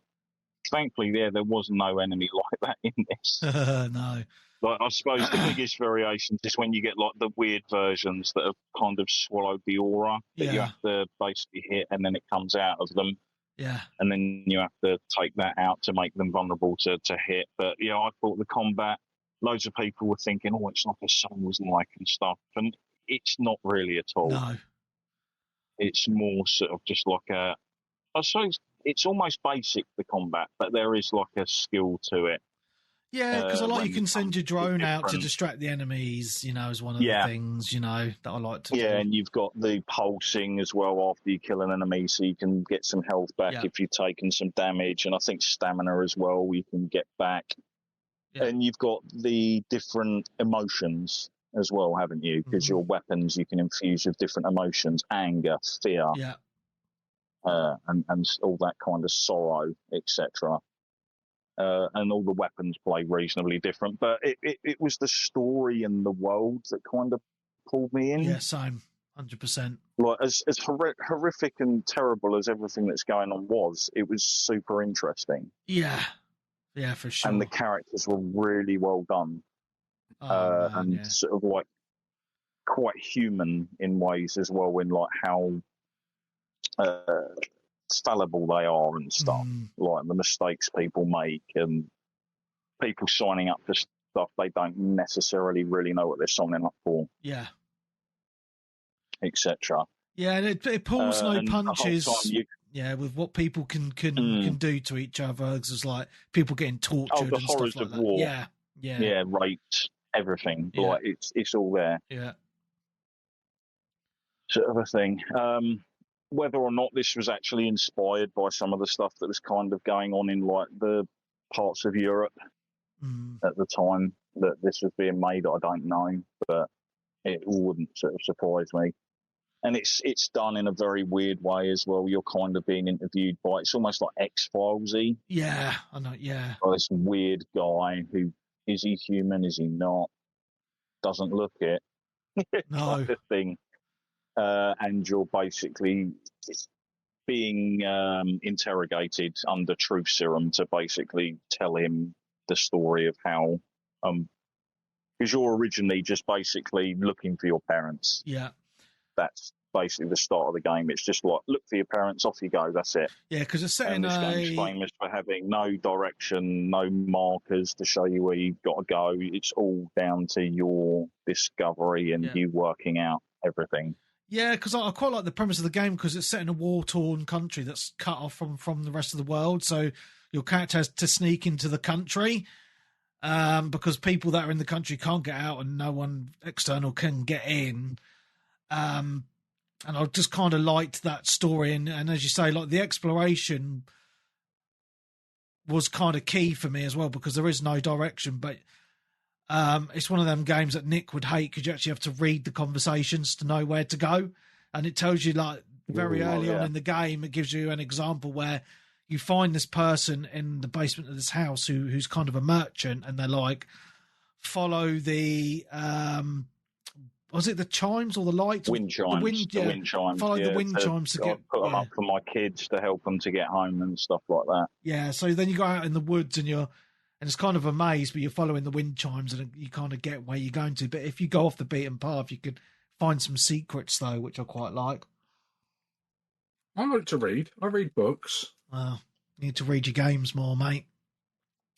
Nah, I'll wing it. But no, I think it's kind of one that I think Hell Is Us will go down as one of those hidden gems of 2025 because I don't think it got the love that it deserved, to be honest. But it's just a fantastic game. I know most of the people that have played it enjoy it, but it's kind of one that I've mentioned to a lot of friends, and they're like, "It sounds really cool, but I'm playing a lot of other games at the moment." Yeah, it's a shame, really, isn't it? So I think they've got it wish listed and stuff like that for price drops for them to pick up eventually and stuff. And I'm kind of like, no, this is a really interesting game, and for the type of game it is, I haven't played many games like that before. Yeah, for sure. Where you're literally running around and you'll pick something up and you're like, oh shit, I know who's after this. Yeah, that's it. Where were they again? Yeah. And you're trying to think of where that character was where you met them and you're like, yes. Or someone's like, oh, I really need this for so-and-so. And you're like, I saw one of them in a certain area. I wonder if I can go there and ask them if I can get some. And then they're like, oh, yeah, nice. That's that sorted. Yeah. But yeah, it's just another one of those things where you're just kind of like, oh, this is getting better. Things are looking up, and then you get to the next day, and you're like, what the hell has happened here? Oh my days! Yeah, I mean the game is gorgeous. The graphics are just absolutely phenomenal, and some of the areas you go to because it's kind of split up into sections, and you travel to different areas. You travel via an APC, don't you, to the different areas and stuff. And some of the areas are gorgeous, like beautiful scenery, and some of them are just like, it's just the whole place has been destroyed and like, oh my God, what the fuck has happened there? Bodies hanging from telegraph poles and stuff. Yeah, it's pretty messed up, propaganda man. Some of the areas. Yeah. That's a great game, though. I think they did a really good job of conveying that horror of war theme because it doesn't pull any punches, as you say, but the story, as I say, is really interesting. The combat is fun. Graphics are gorgeous. It's definitely a game of 2025 that I recommend to everyone to play. And I think it's good that it introduces you to all that kind of aspects of the game quite early on. Yes. Because it lets you know what you're getting into. It's not like something where you're like, oh, I really enjoyed it until it got really horrendous. Like, no, it gets, like, it's straight off the bat. It kind of lets you know what the hell's going on. Yeah. And how bad things have actually got on in this region of the earth. Because you obviously bump into other characters on your journey. Some help you, some are just sort of like quest people, etc., etc. And some of those have also smuggled in from outside of the barrier, like reporters and stuff. Yeah. So, yeah, great game. Fantastic, mate, Anyway, my number 2. Yeah. Death Stranding 2. Ooh. Possibly the best looking game of the year. Like, it looks absolutely phenomenal. It should be something, I think, even people that were remotely interested in the original, when it no doubt comes to PC later this year, you'll have a lot of fun with it. It avoided kind of like the Sony trope of sequel not living up to the original. I think this is better than the first game. Like, it's just, it eases you in easier, you get access to things quicker, and it just feels more refined. The characters are weirder, the things that happen are just batshit sort of a thing. It's like he's really having fun with it, old Kojima. The music's top drawer as well, just like the vistas and things will go across as the music kicks in and stuff. It's like he knows exactly what to do and how to trigger certain emotions in people when they're playing.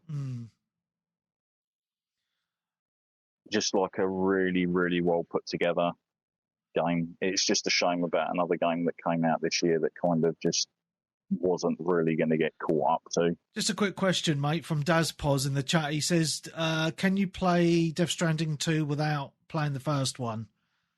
Yes. Oh, that's good. Yeah.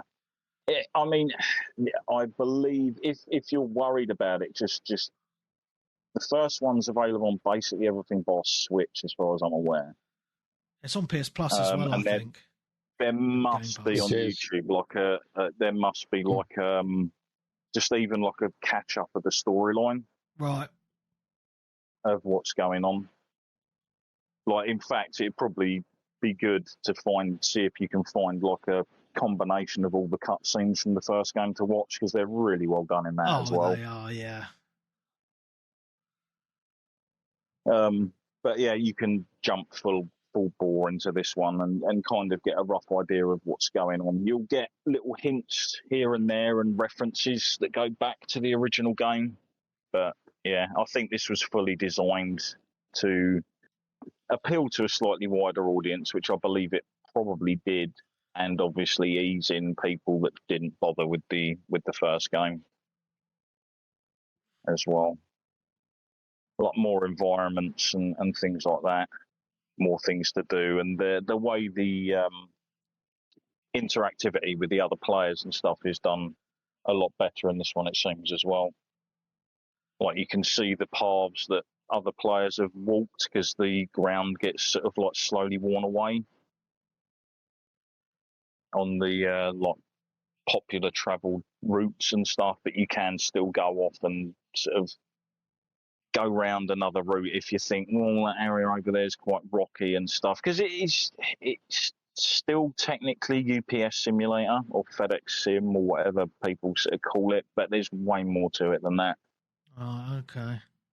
There's way more elements of like Metal Gear and all of that kind of one in this, where you're sneaking through enemy camps and taking them out and stuff like that, and you literally you only knock these people unconscious, you don't kill them. If people die in this world, very, very, very bad things happen. So you're trying to avoid that as much as possible. But people obviously want the packages and things that you're picking up and taking across. There's so many like mechanics to get your head around as well, like the time fall. But then everything has a counteract to it. You might have someone that's built a timefall shelter out in the middle of the world where you just like, oh sweet, if I quickly run along there, or someone might have abandoned the vehicle that you can just use,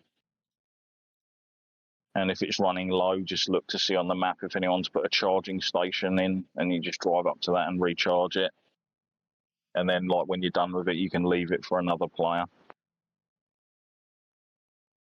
It's just like this great sort of thing of everyone kind of being connected, helping each other out. That is the connections that he's obviously alluding to in the game, while you are also connecting all these different regions to the network that has all these abilities to sort of do things, because you can't summon or really like craft any of these objects and stuff in areas that aren't actually connected yet, which is why you're in the story going around the different places, connecting them from piece to piece. But yeah, there's like upgrades and all this other sort of stuff you can do. You can sort of take your time with it as well. You can hammer through the story if you want, where you can just sort of like mill about, take everything in, decide to just run packages back and forth while listening to music and stuff. Mm. And obviously, as you've progressed further in, the more enemies start turning up and different variations, etc. Cool. Just a really well-made game that I think people are going to really like. Yeah, I'm looking forward to it coming out on PC, mate. Yeah, for sure. 100%. You know what my one is? Number one is like... Yeah, you got to say that. It's pretty obvious. Yeah. It's Expedition 33. Yeah, There's just nothing like came close to it. Like, I think it was like, by the time I'd finished the end of chapter 1, I just, in my head, I was like, I don't think anything that's going to come out is going to come close to what I'm experiencing with this game so far. Yeah. Like I said, it is one of those games for me that is the total package. The visuals, the enemies, the design, the music, the story, the acting, the voice acting. Yeah. It's just phenomenal. I hope this game at some point does get a Switch 2 release, because I believe that's the only platform it's technically not on yet. Wow.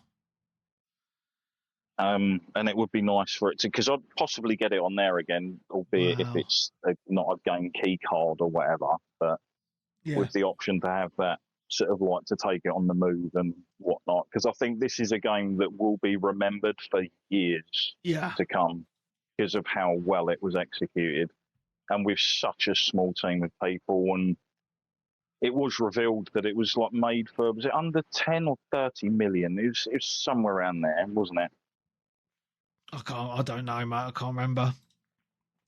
Yeah, I know it's definitely under 30 mil. It might even be under 10. But even so, that's incredible for how much certain games are costing nowadays.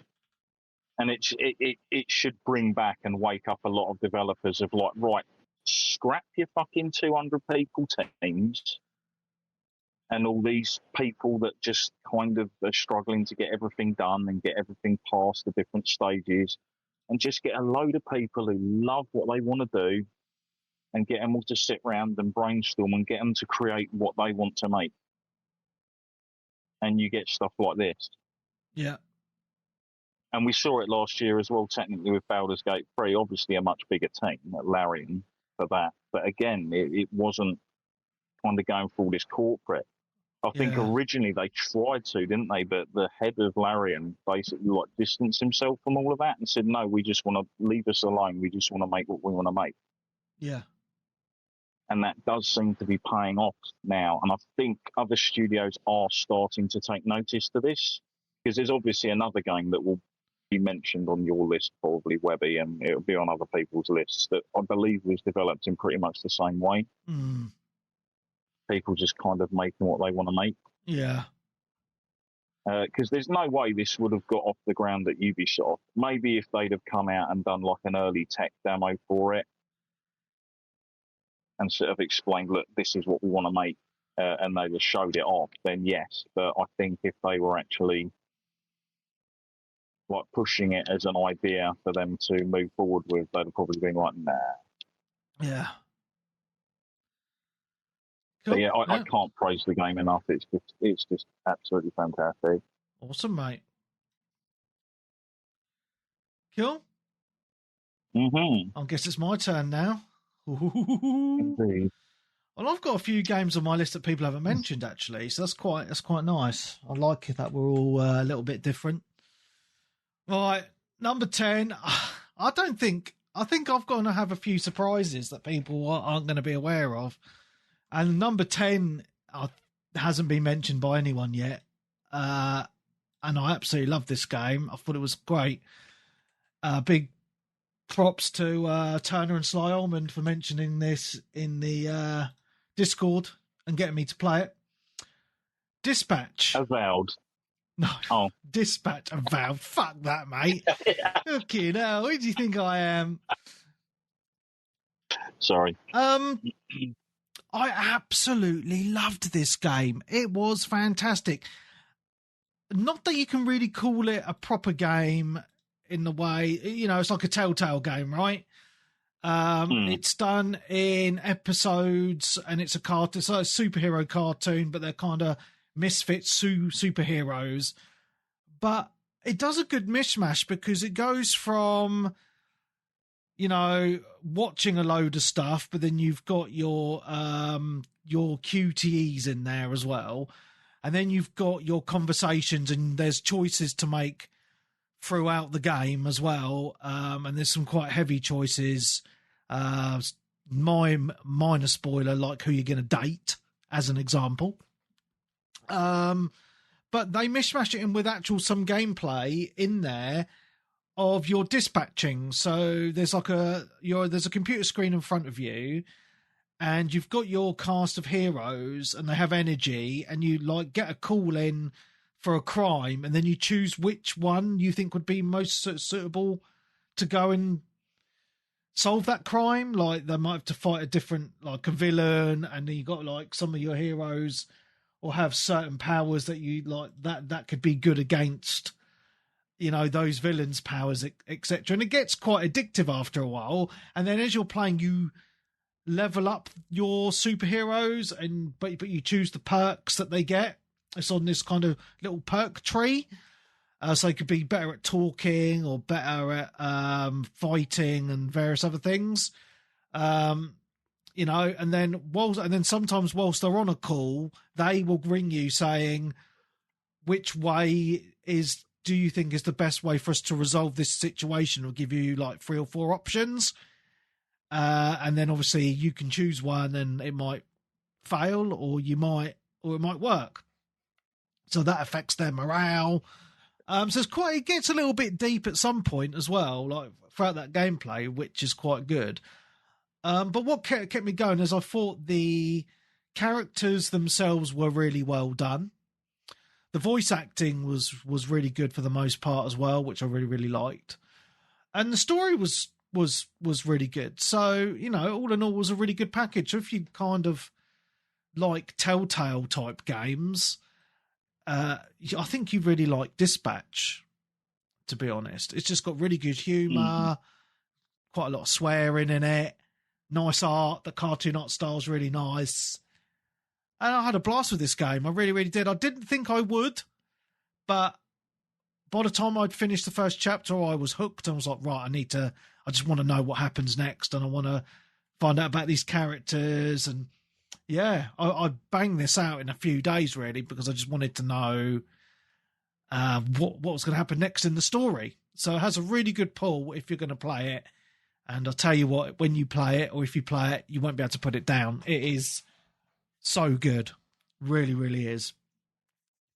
I like the look of it, but it's digital only, and I think some of them said they may do a physical release, but I'm not spending 30, 40 quid on a digital only game. That's exactly what I was hoping that it's going to come physical, but it is still a story that's ongoing, isn't it? I believe. Well, it's done because they released it episodically, and then they got to the end. Then they got to the end, and then they released it as a full package, like on digital. Is it not still open for more, though, like another season or whatever? Maybe they could do that. I don't want to.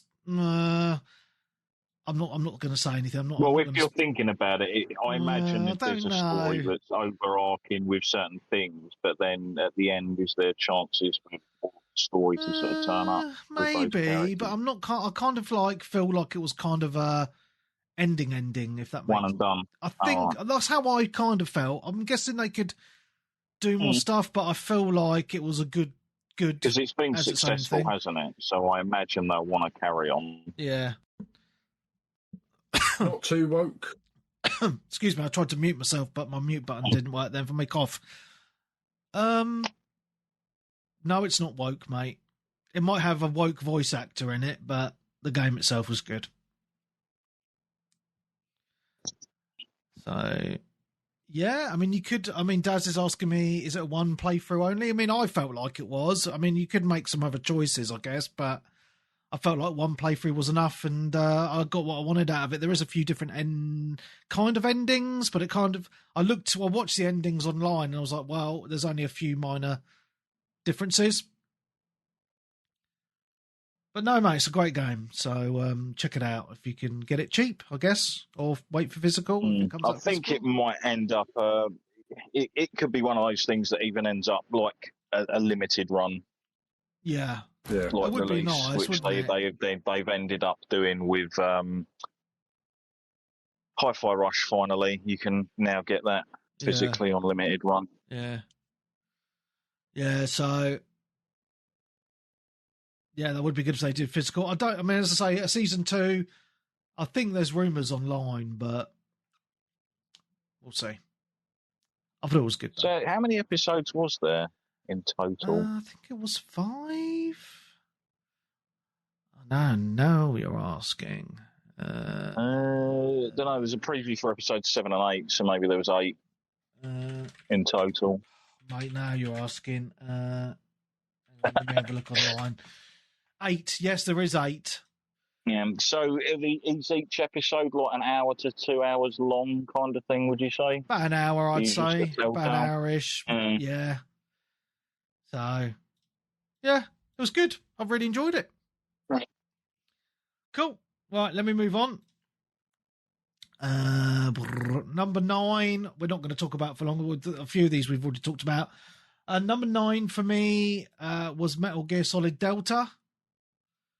We've already talked about it a lot, though, so I can't really chime in with anything else apart from graphics great, love the story, love the boobs, great game. Number 8, again, we've already talked about shitloads. I'm just going to gloss over it. Number 8 for me, Hell Is Us. Oh, I'm surprised it's so low. I thought it would have been top 5. Nah, mate, so the way I've tried to do my top 10 this year, it's time played or not time played.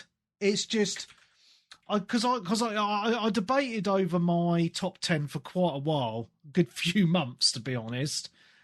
And I've tried to think of it, and I tried to in my mind think how much fun have I had with my games this year. And I know it's a silly thing to say because that's just how you should be doing it. Yeah, exactly. But like how much actual fun have I had with these games instead of like, oh, I just love the story or whatever. Like how much overall, like how much enjoyment have I had out of these games? Does that make sense? Yeah, not just time. I mean, some of these games I've put a lot of time into, which I'm going to be getting to very shortly. But yeah, so I've tried to do it more. I was about to say, more on fun factor than anything this year, if that makes sense. I know it sounds weird, but yeah. But no, Hell Is Us was number 8. Number 7.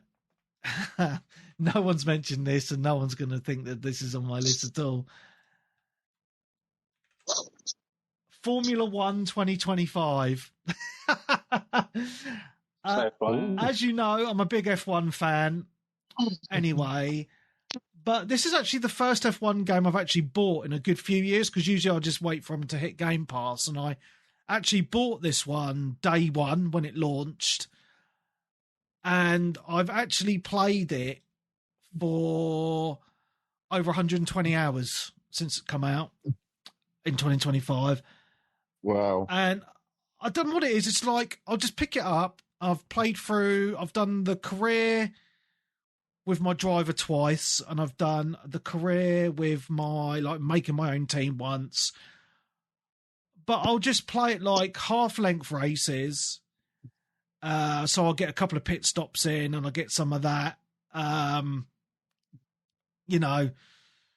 So it's not just a race. You get in doing like 30 laps. So you get in, those extras that you want, a bit of tactics. That's the word I was looking for.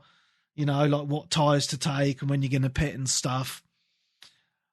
And it's just the graphics on this are just absolutely stunning. It's like, probably like, apart from Gran Turismo, which is insane graphics, like this is really up there with the quality.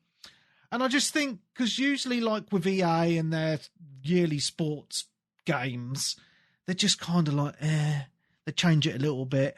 But I felt like they put a real lot of effort into 25, like with a lot of options, a lot of career options, because there's a story mode in it as well. You got your driver career, you've got your make your own team, and you're managing your team kind of career. You got all the online stuff as well, which they've done a really good job with this year, and lots of customization options. But it's one of them games that if I'm just kind of like, I don't know what to play, I'll just stick a podcast on and play some F1 25, and I'll just drive, and it plays really good with the controller, really good with the steering wheel. And yeah, and what I'm really liking is they're not going to be bringing out a 26, because a negative is like, this is the last F1 game that Codemasters have made, because they got rid of Codemasters at EA now. Yeah.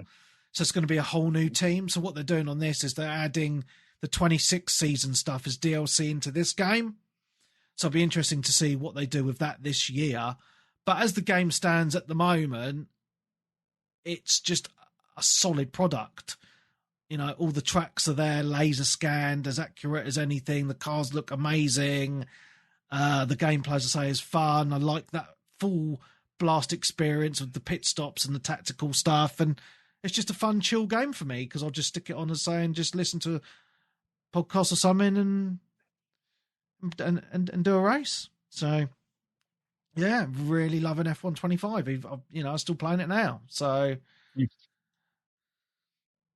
yeah. Next game is a game that no one else has mentioned. It came out on PC June 2025. And I bought this on launch on PC and absolutely loved it. A little bit of a hint, I linked it to my PlayStation profile and it gave me PlayStation trophies as well. That game is Stellar Blade. Was that this year? Yep, on PC. This year on PC. On PC. Cheating again. On PC. Yeah. All right. So, yeah. And this is the rules that we all agreed to. If it launched on a platform in 2025, it can be in our top 10. So Stellar Blade is at number 6 for me, because I couldn't play on PlayStation because I didn't buy it on there. So yeah, I absolutely love Stellar Blade, and I know other people played it the year before on PlayStation 5 and were banging on about it. I wanted to wait for the PC release because ultra wide and mods. Brrr. Yeah, so great time. This game is so well made. All the locations are fantastic. The combat with Eve is just absolutely stunning as well. The leveling system, just everything about this game is just pure genius. Love it. Lovely platforming. I loved it, mate. Even the platforming. Yeah, seriously, mate. I just for all the levels are really well designed. I really like the variation of the enemies, even though it got quite tough at times. I just felt like a great sense of achievement when I actually finished the game, and I thought I had a pretty cool story bit behind it as well. So, and I think when I was playing this, I was just thinking, this is what gaming's been missing a little bit. A good-looking, sexy protagonist for a change, because that's been missing for quite a while. Great combat, great graphics. Lovely soundtrack. Oh, the soundtrack's stunning. And just some really good, massive open environments as well. With that sense of exploration. And I kind of like, because I got the super duper edition, so I had that I can't remember the extra costume, the black. Yeah, the extra content. With the dude. Oh yes, that's right. Yeah, it launched on PC the same time as the Neo. Was it the Neo? Not the Neo. No, stuff? Ghost. No, not Ghost Frontline. It's the other game they make, isn't it? The gacha shooting. Oh, the game. shoot. Nikki. Yes. I can't remember. Okay, yeah, Goddess of Victory. Yeah, and that DLC was good because it put you in that kind of mobile game, that third-person shooter levels as well, which was pretty cool. But as I say, like this game on PC, I mean, I don't know how it looks on PlayStation, but phenomenal. Graphics, insane, mate. Absolutely insane. Oh, with the full ultra wide support, ultra graphics, it just looks amazing. Absolutely amazing. I can't remember if Peebs played it on his pro when he got it, because he got it and really liked it, didn't he? Yeah, he's on his second. He only went through it this year. Yeah, and he's on his second playthrough as well. Yeah, it was one of the standout games that actually for the pro enhancements. Yeah. So, absolutely love this game, and it was better than what I thought it would be as well. So, I was really, really pleased with it, to be honest. So, yeah, a little bit of a cheat, I guess, but that's the rules. Not really. Like you say, it did come out this year on PC. Yeah. You're fully okay to have Death Stranding 2 next year, mate? Yeah, I'll probably be on there somewhere, mate. Right, next game, number 5. Yes, so we're in top 5 now. Another RPG. It's a good year for RPGs, to be honest. Trails in the Sky First Chapter. What a game this was. Wow. Now, I've always been interested in the Trails games because the original, they started off, I think this game was originally on the PSP, and I've always wanted to play them, and I even bought the original version of this on Steam with the intention of playing it years ago, but never got round to it. And then when they announced these remakes, because the originals were kind of like that isometric 2D kind of style, whereas they remade this in that kind of Tales of Vesperia, Tales game kind of style with the art and the combat and stuff. I was like, I'm just going to fucking play this. I need it in my life. And it didn't disappoint at all. I absolutely loved it. The story is just absolutely phenomenal. The combat I really enjoyed. It's kind of that mismatch of like that turn-based and action combat. So like when you're running around, you can hit the enemy. Then if they're weak, they'll just die. If not, it'll put you in that kind of turn-based combat style, which I really, really like. So the art, the graphics, like they're not like amazing, but they're stylized in that way, that cartoony-ish type way that you'd expect from a Tales game, which is good. Is good enough. And I mean, there's loads of games in this series, isn't there? Oh, loads. And what's really nice about this is because they're remaking these ones, because these were the first one. Well, this was the first one, but they're going through like it was a trilogy. So the sequel for this is coming out this year, which is really cool. The remake of the sequel. So I think the reason people love these and they've got such a valid following to them is the characters carry across multiple games.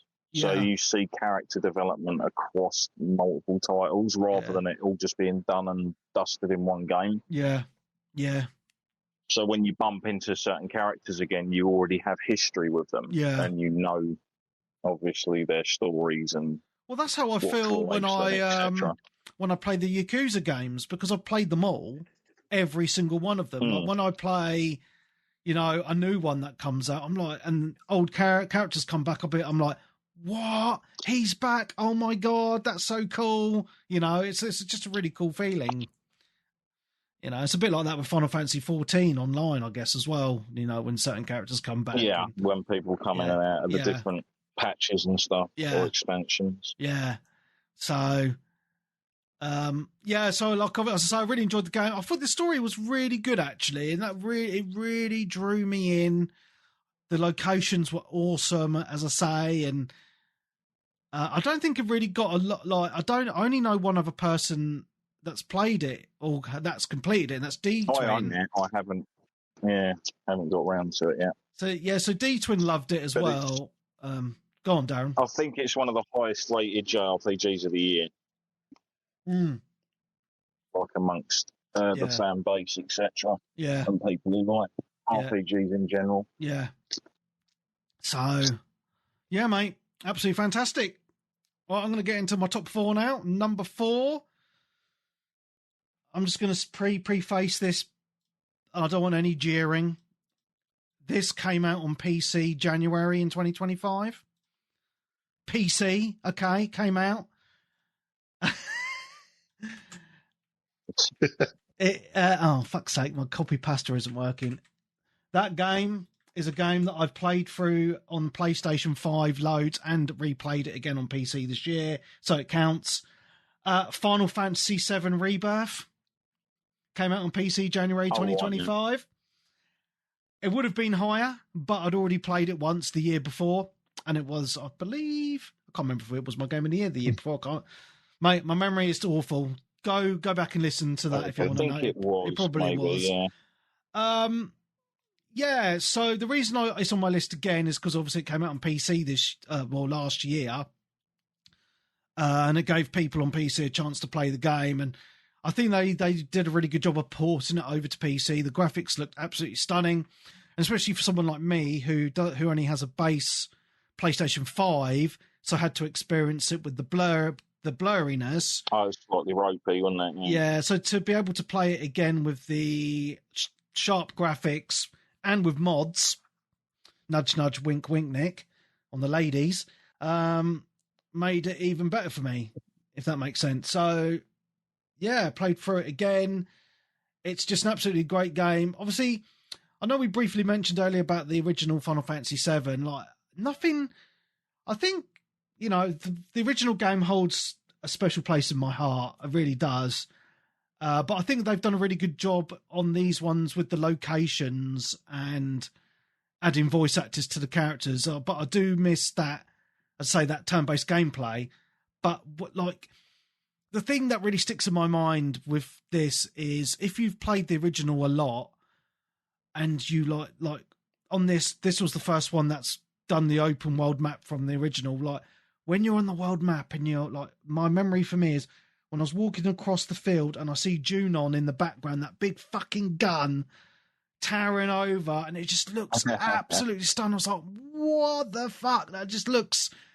They've just such a good job with it, because if you remember, like on the original world map, it was all that, you know, that polygon to like top down, and it's really pre-rendered and stuff. Yeah. But even the locations, you're kind of you're top down, like slightly side angle, aren't you? Mm.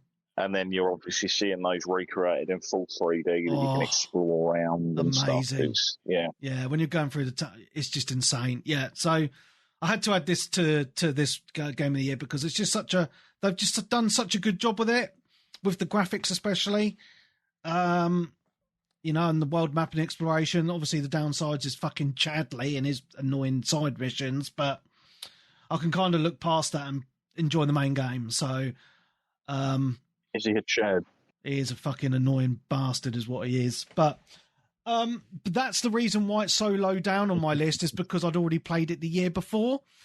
So I thought other games deserved the top 3 positions, because obviously it's a port over to another platform, but it had to be on my list because it's on a new platform and it's amazing. Wow. Number 3, no surprise here, Expedition 33. What the fuck? Is it number 3? I'm sorry, mate. It's only number 3. I loved it. I thought it was amazing. But same as me then. But I could only get it into. I thought about this long and hard, mate. And it was so much fun, but the other 2 games were just I just enjoyed a lot more, just in fun factor. So I know we've already talked about it a lot, and it's a great RPG, and it deserves all the love it got at the Game Awards. But I'm a niche guy, mate, and other games just pipped it for me. So yeah, shall I move on, because we've already talked about that game a lot. Anyway, let's get into Let's get into number 2, and you're going to be surprised that this is only at number 2. Battlefield 6. Oh, yeah. You've got Avowed at number 1, haven't you? Fuck off. And again, I'm going by fun factor. Jail guard. I'm just giving you hints here at fun factor, right? So Battlefield's at number 2. I know. So Battlefield's at number 2, because absolutely love the online, absolutely fantastic. We talked about it earlier. Great experience. But it didn't get number one. But it didn't get number one because the campaign is shit. So the campaign looked pretty awesome from the early trailers. Campaign was shit, like mate. Tony Karan and all that lot. Right. In it. Yeah, that's me. Right, can I do my number one because I want to get this out of the way? So I can guess what it is. You want to Go rip for the it. Band-Aid off quick? Right. Is it that bad? No, mate. I think this game's amazing. It's not. It's Better not. It's the most fun game. It's the most fun I had all last year playing a game. I had a smile on my face the whole time I played through it. And it's not Ark Raiders because that's a multiplayer game. It didn't make my top 10, unfortunately. Oh, wow. So that's a little spoiler. I thought it would have been. No, it didn't make my top 10, even though it's a great online game. It didn't match up to anything else of the top 10. Pirate Yakuza in Hawaii, my number one game of 2025. Yay. I'm actually quite happy that you remembered that this came out last year because it came out in January, didn't it? Yeah, it came out very early. This game is fucking amazing. And I had a little bit of when you were just saying a minute ago about characters coming back, etc., I was just thinking, oh, Yakuza. That's why I mentioned Yakuza very briefly, because as you know, I'm a huge fan of the Yakuza games. I think they're just phenomenal. Probably one of the best game series I've ever played in my life. You know, the franchise has gone on, in my opinion, from strength to strength. And I was really worried when they introduced the new character with Ichiban as the new main character in the games. And this is kind of Pirate Yakuza is a weird one because it's kind of an offshoot, but it's also a sequel to Infinite Wealth because now that was in your top 5 last year, wasn't it? I believe Infinite Wealth, yes. Yeah, love that game. And it's just come out on PS Plus as well. So if you've got PlayStation and PS Plus, check out Infinite Wealth. Now, the reason why this is my number one game is the most fun I had, and I spent over 100 hours in this game doing all the silly shit because it's like, and this is what I love about these games, and I've said it hundreds of times before, is the standard Yakuza games, or the Like a Dragon as they're called now, is they usually have a very serious main plot line, but all the side stuff is wacky as fuck. It's just really weird, and it's just that weird and wacky Japanese sense of humour that I just find hilarious. Like you get men in nappies doing weird shit and stuff like that, you know? Fucking stupid, but it makes me laugh.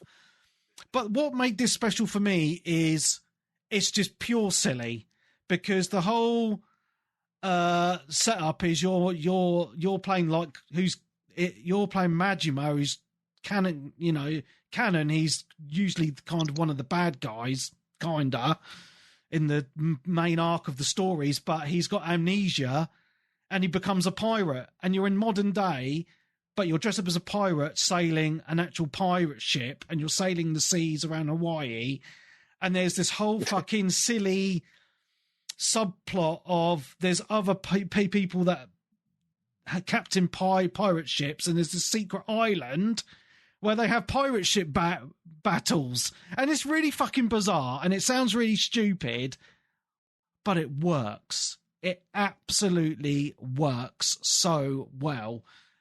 And what I love about it is you have the original, so if you played Infinite Wealth, you've got access to the whole massive island area of that game.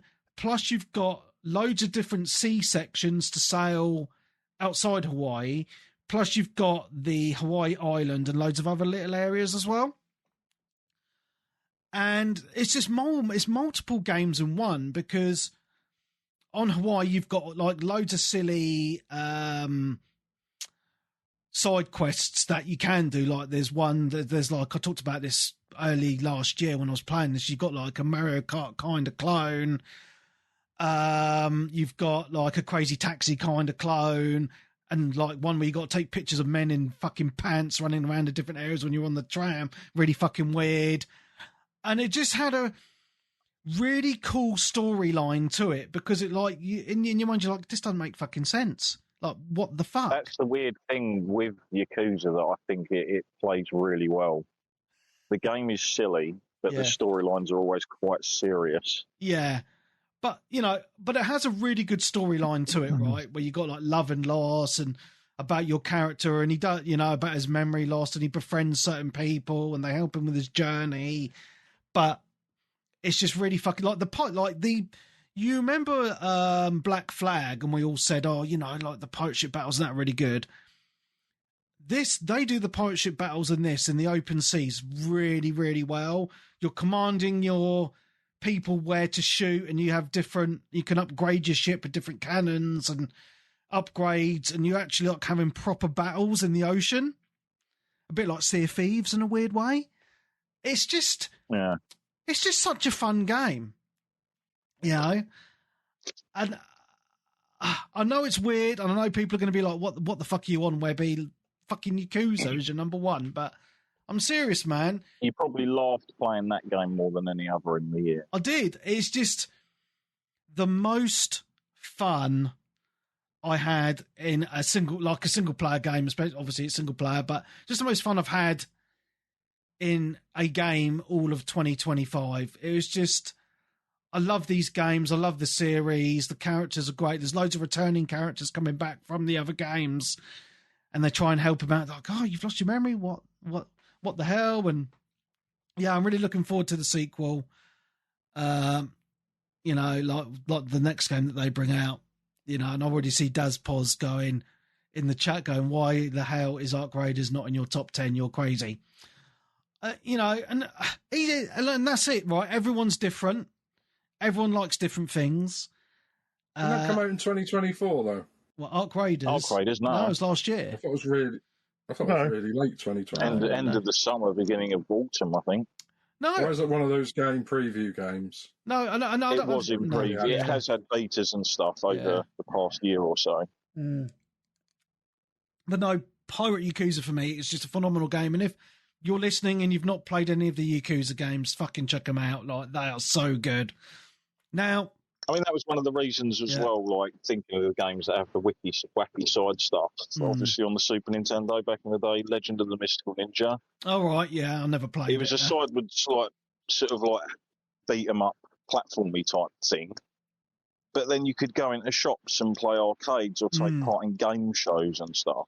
Well, this is kind of like what you can do in all the Yakuza games, because it's Sega. Yeah, exactly. It has full-on arcades in the world. And you can go in and play like Shenmue started all that. Yeah, it's just like Shenmue. You can play like Super Hang-On and other like Alex the Kid on a Master System in your base, and stuff like that. It's like, wow, this is like another life I'm living, And I don't know. Whenever I play one of these games, I just get sucked into. I do everything. Absolutely everything I can. That's why I usually spend well over 100 hours playing each of these games, because there's so much content,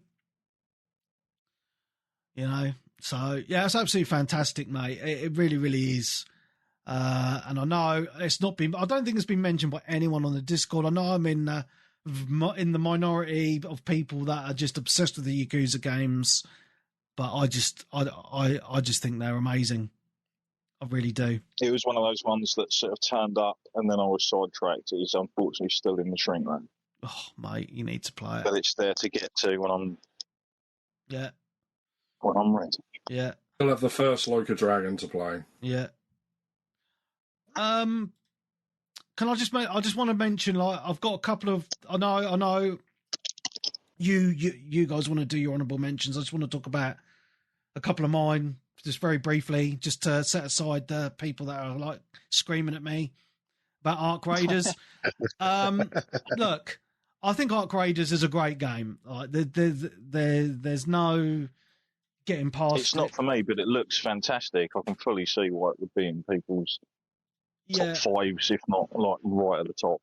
Yeah, I think that the problem for me is, and this is just a personal thing, and I'm not going to take away from anyone else and their enjoyment.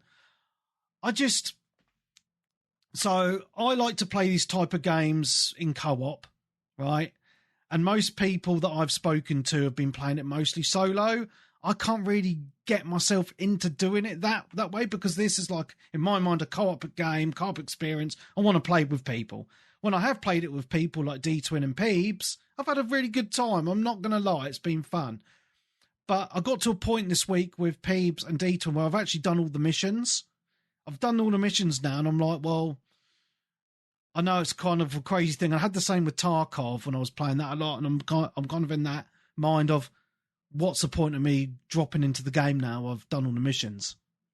Like, there's literally not, like, I can't find a reason for me to drop in, because what am I going to do? Go into a game and just loot random stuff and come out again and maybe fight some robots? For me, I need an extra pull to bring me in, if that makes sense. Now, I did drop into it today, funnily enough, before the podcast, and I just camped the extract point and was shooting at people trying to extract. That was fun. Quite dickish, but that was quite fun. But I can't really think of anything else really to do in it. And that's part of the problem. And the other problem for me is when I'm on in an evening and I go on the Discord and I say, is anyone around to play? No one fucking responds. So I've no one to play it with. So that's another problem. And that's just like kind of on most multiplayer games that I have these days. Yeah. So that's the reasons why it's not in my top 10. I'm not happy really to play it on my own. Whereas with Battlefield, I can play it on my own all day. I'm quite happy. And I just feel no pull to play it. But when I do play it with people, it is great. The graphics are great and I do enjoy it. But for me, on a personal level, it's not top 10 material for me. So I hope that at least alleviates some people's thoughts. Yeah. And my other honourable mentions are Sonic Racing Cross Worlds. We talked about that earlier. Great game. And the only other honourable mention I've got is Split Fiction.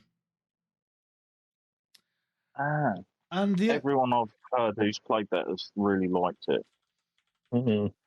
Now, probably one of the reasons why I didn't have it any higher is because I haven't actually finished it. But me and my boy have played about, I'd say 6 or so hours. And we've really enjoyed. Not another one, does Pause. I've already lost about 10. What's that? He says he's cancelling his Patreon. No, Split Fiction. It's a really great co-op experience. You know, the levels are really well done, and I quite like that mixture between sci-fi and fantasy, because it's the story of the two girls and they get trapped in this machine together, and one of them's a sci-fi writer and one of them's obviously a fantasy writer. So you're playing through kind of pages in their stories, and every level has a different kind of play style as well, which I really, really like, so it doesn't get very repetitive. But me and my boy stopped playing it because he was struggling on a certain level, so we put it down for a while, and we've not actually picked it up again. But graphically, it looks really nice. The puzzles, the way the levels are designed, is really well done, I think, with the different skills and transformations of characters that you have, etc., without spoiling it too much. Yeah, it's just a really fun game as a co-op experience. So obviously it is a co-op only game. There is no single player, which is a little bit annoying, I guess, but they do that thing where if you want to play it online with a friend, your friend can download a free co-op version, if that makes sense, so they can join your game and play for free, which I think is a really good thing for the developer to do. So yeah, really support them for that. But no, it's a really fun little game, so I wanted to mention it for those people that haven't played it. I do know quite a few people have played it. Especially great if you've got someone in the same room as you to play couch co-op with, because it just adds to the experience, I think. Yeah, that's all my honourable mentions.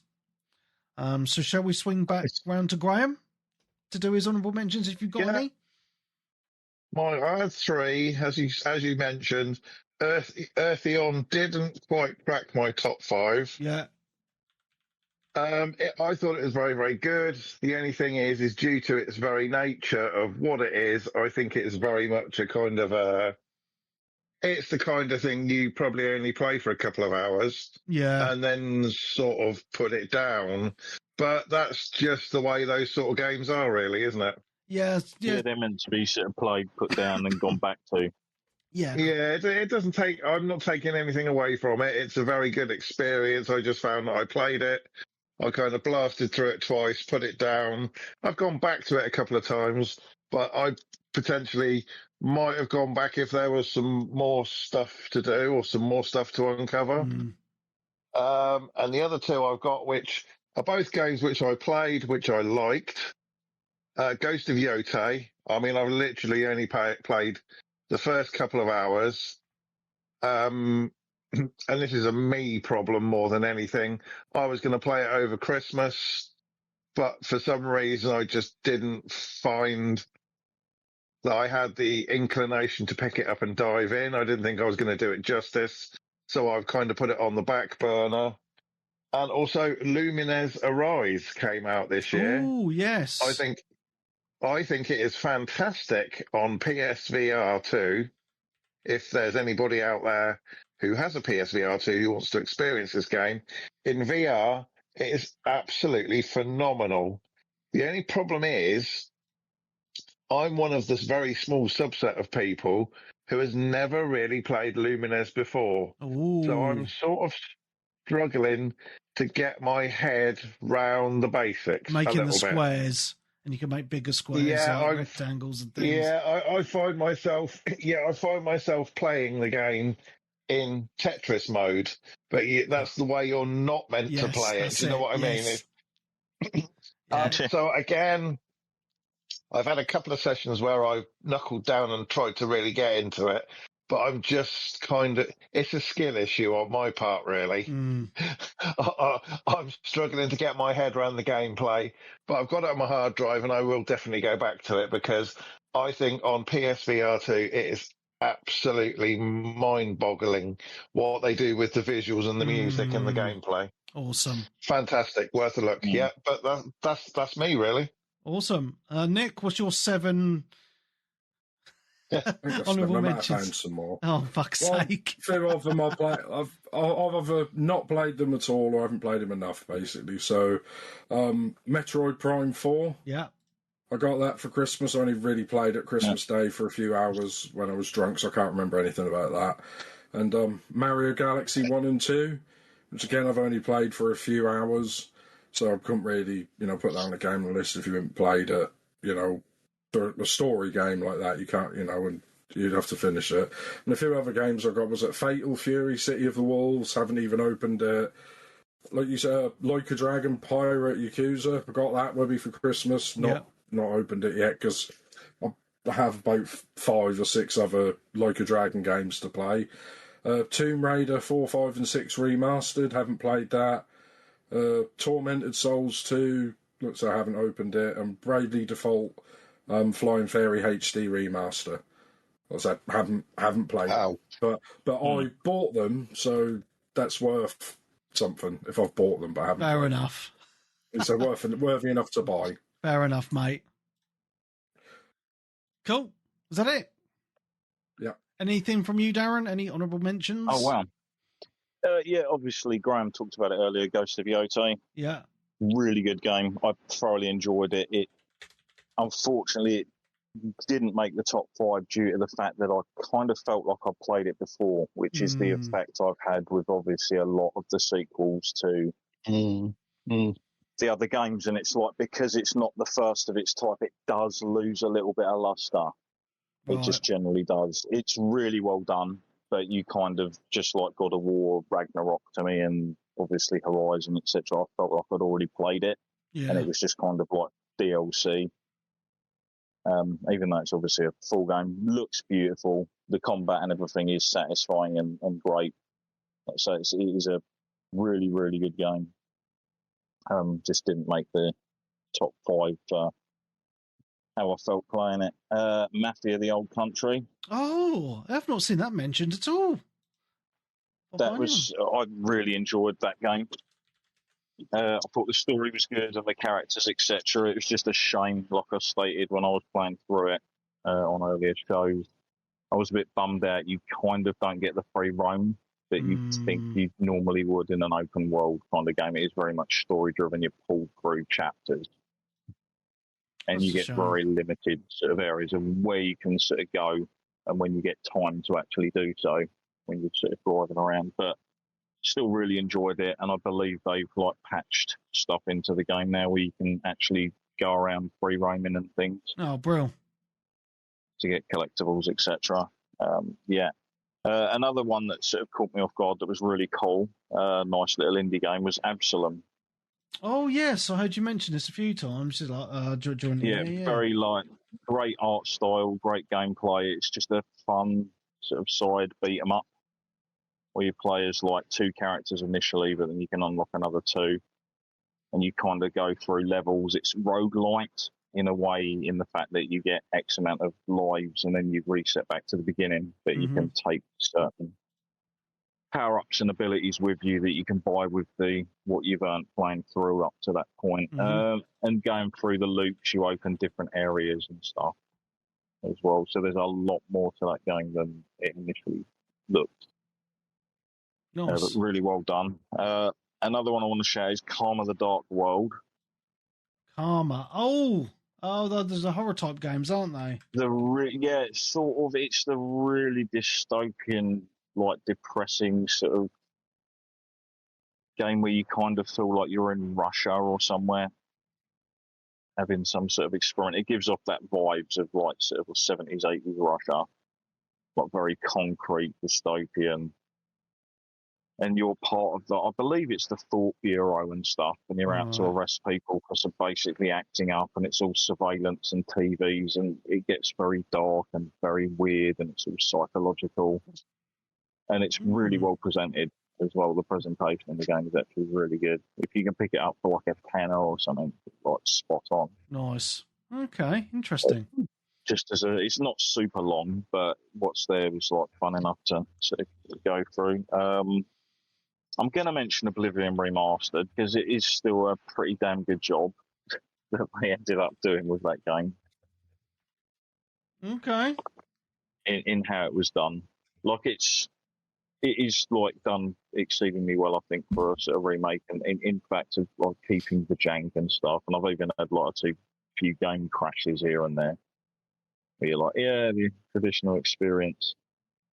In Morrowind, we used to know that because it used to have like little hints of like save often, you do not know what's around the next corner, and it was almost like, no, we save often because you might crash again, and I might lose 3 hours of gameplay because I've forgotten to save it because I was so pulled into the world, you kind of forget for a little bit.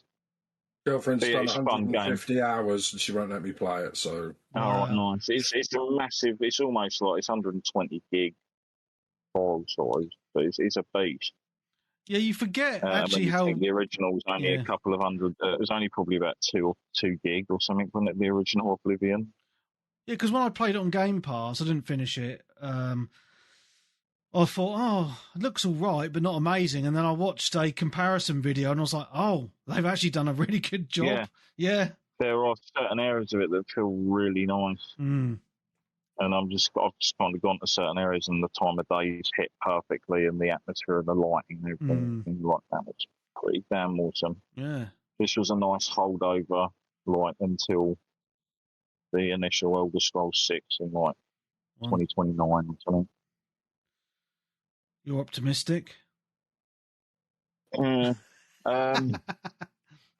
what's the last one I've got there? Horror Warriors, Age of Imprisonment.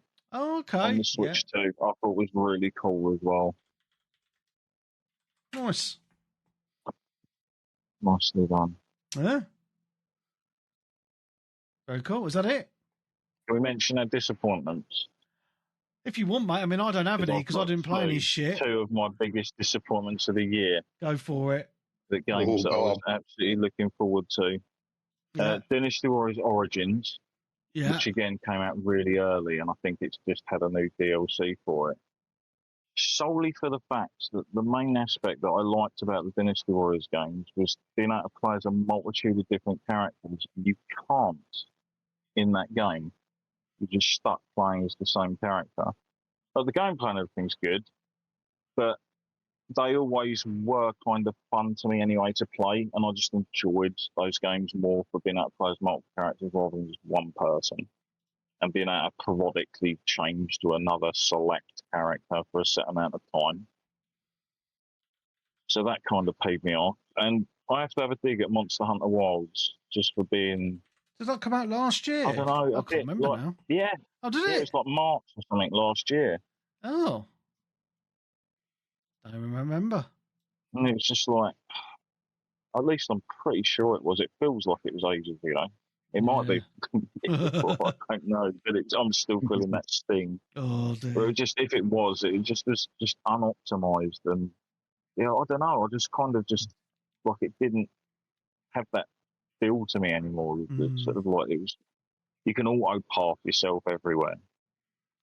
And it's more story-driven than sort of like the old classics. So it's like, go here, get a quest, go out, kill shit. Made it more accessible for the modern audience, mate. We've got to have this storyline in there as well. And it's like, yeah, I don't mind it. Don't get me wrong. I like the cutscenes and that, and they're really well done and everything. But I don't necessarily need a story. I just want to go out and hunt monsters. That was the whole point to the game, and it still is. There's some stuff that are done pretty well in it. It just should have been more.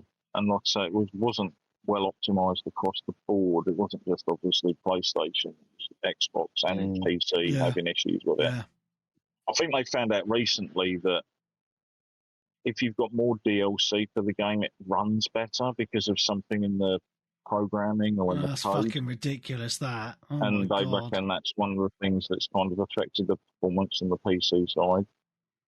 Fuck's sake.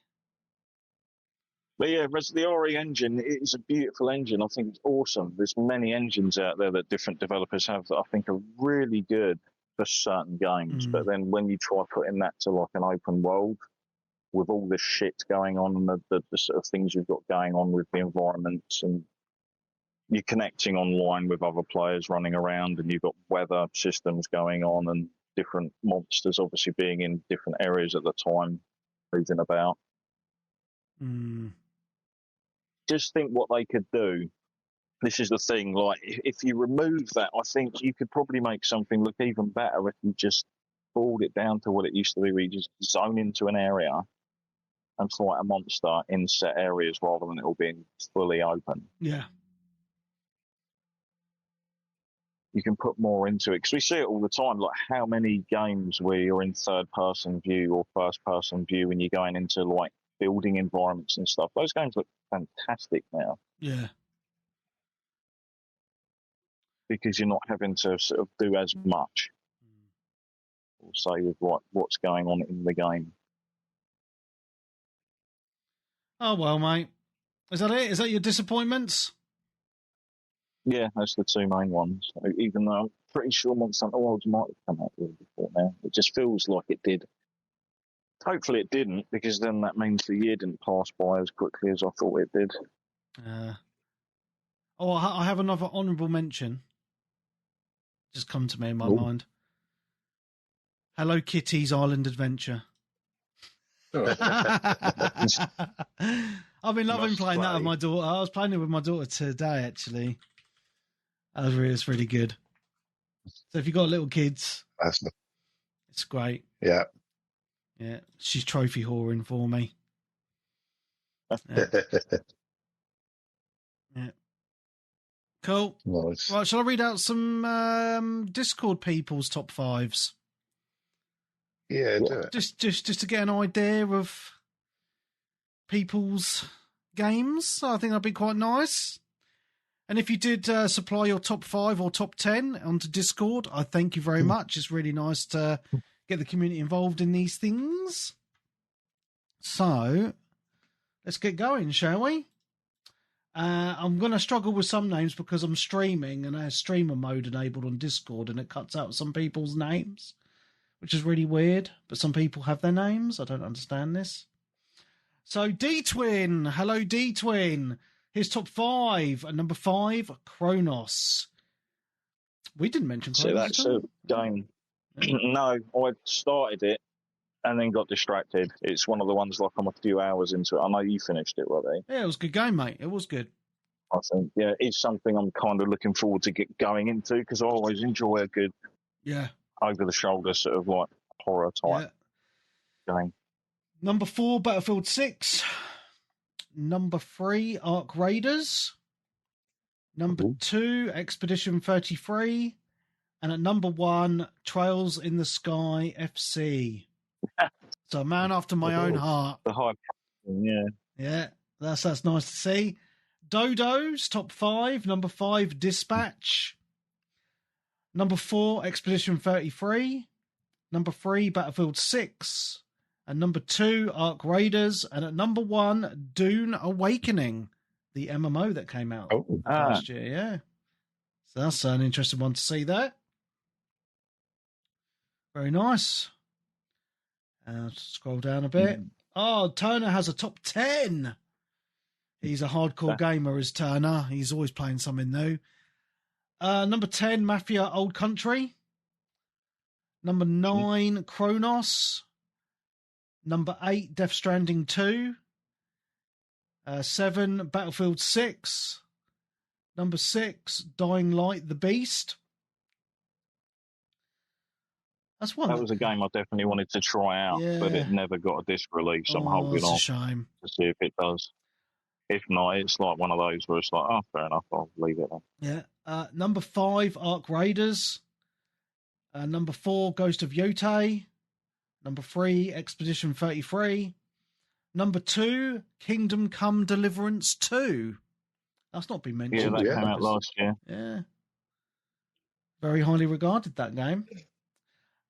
Number 1, Dispatch. Nice top 10 there, Turner. What a terrible year it's been for games. Well, okay, now we're on to Peebs. Peebs' turn. Right. Peebs has a top 5. Right, Peebs, let's do it. Number 5, The Precinct.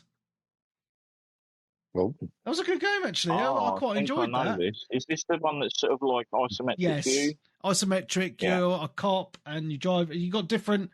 So I played it a little bit last year. So you can either you've got a few things: foot patrol, car patrol, flying a helicopter around. Different. It goes in a day cycle, day-night cycle. It's actually a pretty good game, to be honest. So, yeah, it's nice to see that on there. Number 4 is a game after Nick's own heart. Atomfall is number 4. Was it Peebs that really liked it? I remember there was someone that really liked it for what it was, and they actually quite liked it. You could kind of power through it in a few hours if you wanted to. Yeah. Number 3, Battlefield 6. Number 2, Ark Raiders. And number 1... Oh, it didn't deframe. No.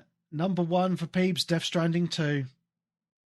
Yeah, no, I remember him saying back when Ark Raiders came out that he was liking it so much. He said it might overtake Death Stranding 2.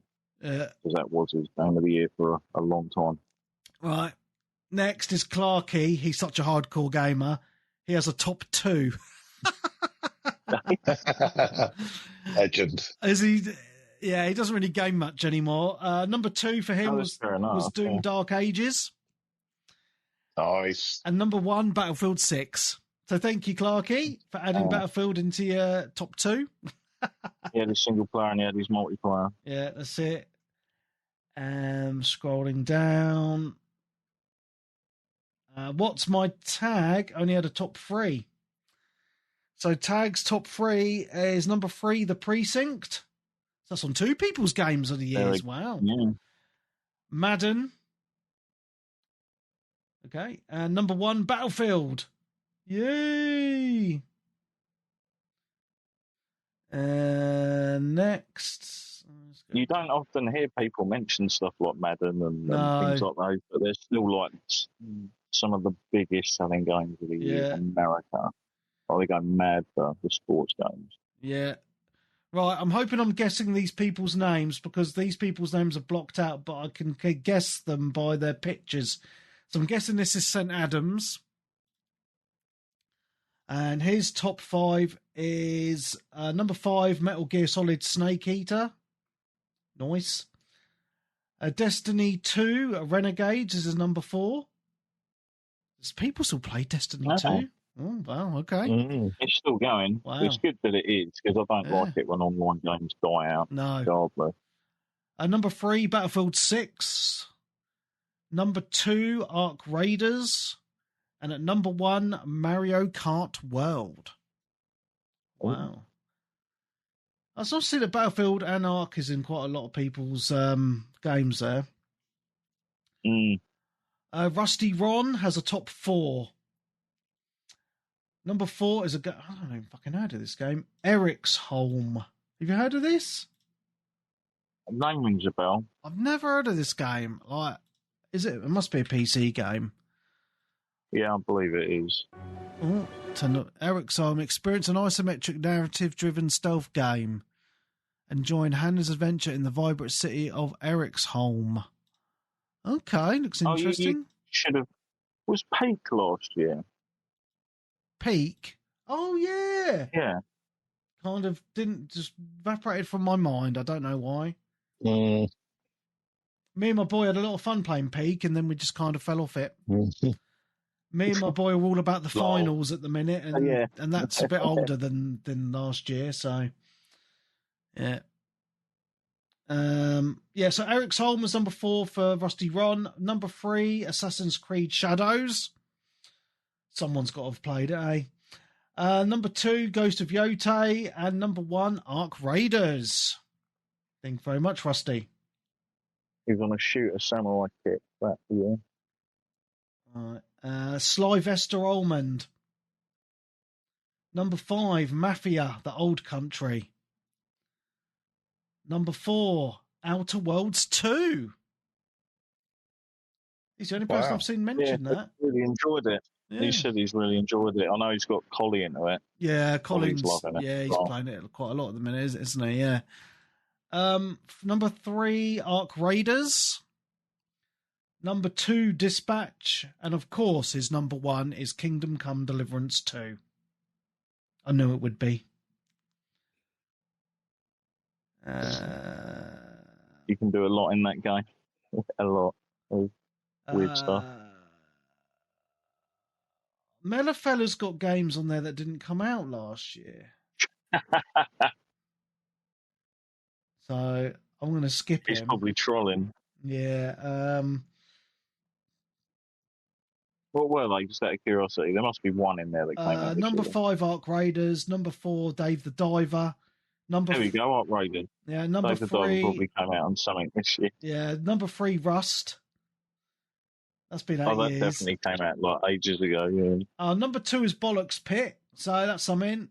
Oh, fair enough. And number 1 is Helldivers 2 Xbox. I think it released on Xbox last year, actually. Yeah. So, yeah. No, they're all legit. Yeah. I think they're all legit. Oh, so you've got a legit list. I think Rust came out on consoles this year for the first time. Did it? Oh, right, okay. I think so. Yeah, one of them launched with the Ichiban DLC, didn't it? Yeah. All right, well, I stand corrected. Mellifella stands. Okay. Fucking hell. Right. Darkest Frost has a top 7. Sacred 2 Remaster at number 7. I remember pumping loads of time into Sacred 2 was it on the 360? It was on the 360, yeah. I wish they'd redo fucking Kingdom Come games. They were so good. Yeah. Sorry, not Kingdom Come, Kingdom Under Fire. Kingdom Under Fire, yeah. They could be amazing nowadays. What are you doing? Right, number 6 is Demio X Dungeons and Dragons Battle Marked. Never heard of it. I believe this is you can play this game in VR. I think it's that one. Okay. Number 5, Peak. Number 4. Nice. There we go. Mentioned. Yeah. Number 4, Dune Awakening. Number 3, Keeper. What's Keeper? I don't remember Keeper. Is that a VR game? I'm sure. I don't know what this. I feel I've heard the name, but how many games must have Keeper in the title? Oh, no, that's the game where you play as the lighthouse, isn't it? That lighthouse game. That actually looked like it was quite well made. Yeah. It's Double Fine, isn't it? They always have a really cool art style and look to their game. Yeah, that was actually a pretty good game, man. Yeah, I quite enjoyed that myself. Number 2, Dispatch, and at number 1, Ark Raiders. Oh, Clarky's on here again. He added another game onto his list. At number 3, Keeper. So went Keeper at 3, Doom at 2, Battlefield 6 at 1. It's just being updated in real time. Oh, fucking hell, mate. Yeah. I'm just scrolling. He's put his top in twice. So I'm just scrolling down, you see, through the forum. If you keep going, you might find numbers 4 and 5. Right. Well, this is an interesting one. This is your brother, Darren. Matty G. Number 3, Mario Kart World. Oh. Number 2, Donkey Kong Bonanza. I think he said he's finished everything in that now. Nice. And at number 1, and this is he put in brackets Webby Rules, is Cyberpunk 2077 because it's released on the Switch last year. Yeah, I mean, I'm glad because it's a game I know he liked Oblivion and stuff. I don't know whether he ever sort of really played Skyrim. But I said you'd like it because it's basically the same sort of first-person sort of storytelling. Yeah. Set in a sort of cool world and everything. Nice. And obviously he doesn't really game anywhere near as much as he used to. He just has like a Switch. Yeah, that's fair He's enough. had a Switch one for ages, and obviously this year he's got a Switch 2. Yeah. He's recently got Final Fantasy Remake as well, so hopefully he's enjoying that. Excellent. He played through the original one, the American copy, back in the day when we got it. Nice. Stuntmaster. We all remember Stuntmaster? We do. Yeah. Okay. His number 5 is Gears of War Remastered. Oh yeah, that was this year. Yeah. Number 4. This game came out before last year. He's got number 4, Stumble Guys. What the actual fuck, mate? No, that's probably real. This is one of those games that's just a blatant rip-off. Yeah, a Fall Guys, yeah. Like there's certain games out there that I look at and I just think that is an absolute rip-off in every format. Mm-hmm. Like, you're not even trying to hide it. It's like the same art style and everything. Yeah. Type of thing. But yeah, so that probably did come out this year. Number 3, Mafia Old Country. Number 2. There's a few of us that played that. Yeah. Yeah, it's good to see. Number 2, Ark Raiders. And at number 1, Sword of the Sea. Oh, yeah. Isn't that the people that did Add-to and Journey and stuff? Yeah, the Journey guys, yeah. Might be. Yeah. And the last top 10, our very own Daz Poz, who's been giving me shit on Twitch all night, has his top 10. So let's go through them. Number 10, Cast and Chill. I'm guessing this is a fishing game. Yeah, and it's done in real beautiful pixel art style. And I actually have this myself, and it is very chill. So you can, you're sitting on your little boat, and you can buy, like, you basically fish, earn money, you can buy more, like a better boat, better gear. But it's all in that very nice pixel art style, and it is very gorgeous. And you can put it into idle mode and have it as like a screensaver, and it just plays the game for you as well if you want it to. So it's very chill. It's really good. Yeah. So number 9, Deep Rock Galactic Survivor. That come out last year? Yeah. Okay. I'm just looking at some of these games. I'm like, did they actually come out? Because I don't know, so I didn't play them.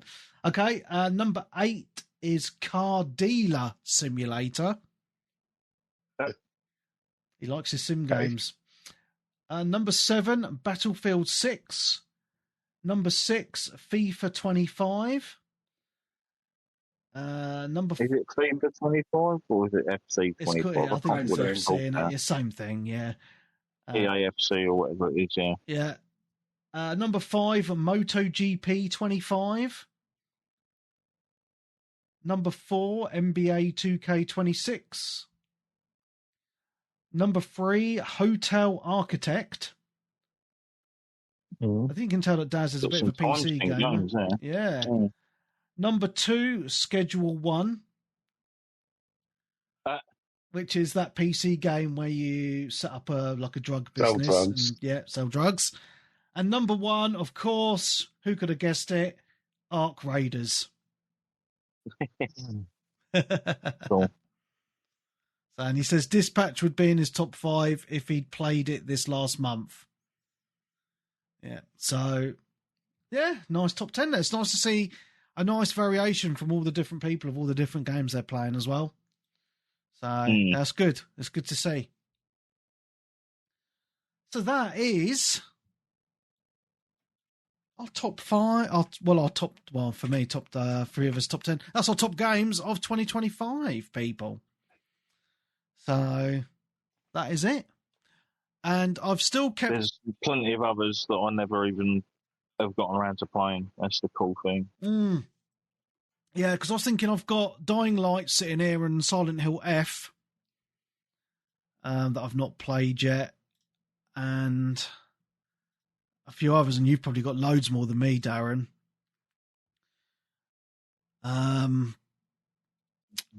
Was it Japanese Drift Master as well? Well, yeah. Yeah, that's pretty good. So, and I've still stuck. I know we're only at the end of January, but I haven't bought any games still. However, there's some temptation coming. So I did see yesterday, just talking about future games, that the new WWE 2K26 game is going back to the Attitude Era, and they've got an Attitude Era special edition coming, and that's going to be hard to not buy. That was the greatest era of wrestling ever. So, yes. But I don't actually know what else is coming out this year to be looking forward to on a personal level. I'm not kind of forgetting what's coming out. Resident Evil, I guess. Yeah, Resi's next month. Yeah. I can't actually think of what else is coming out in 2026. My brain is... I've got a bit of brain. Horizon 6. Oh, yeah. So, yeah, because we had the Xbox thingy the other day, didn't we?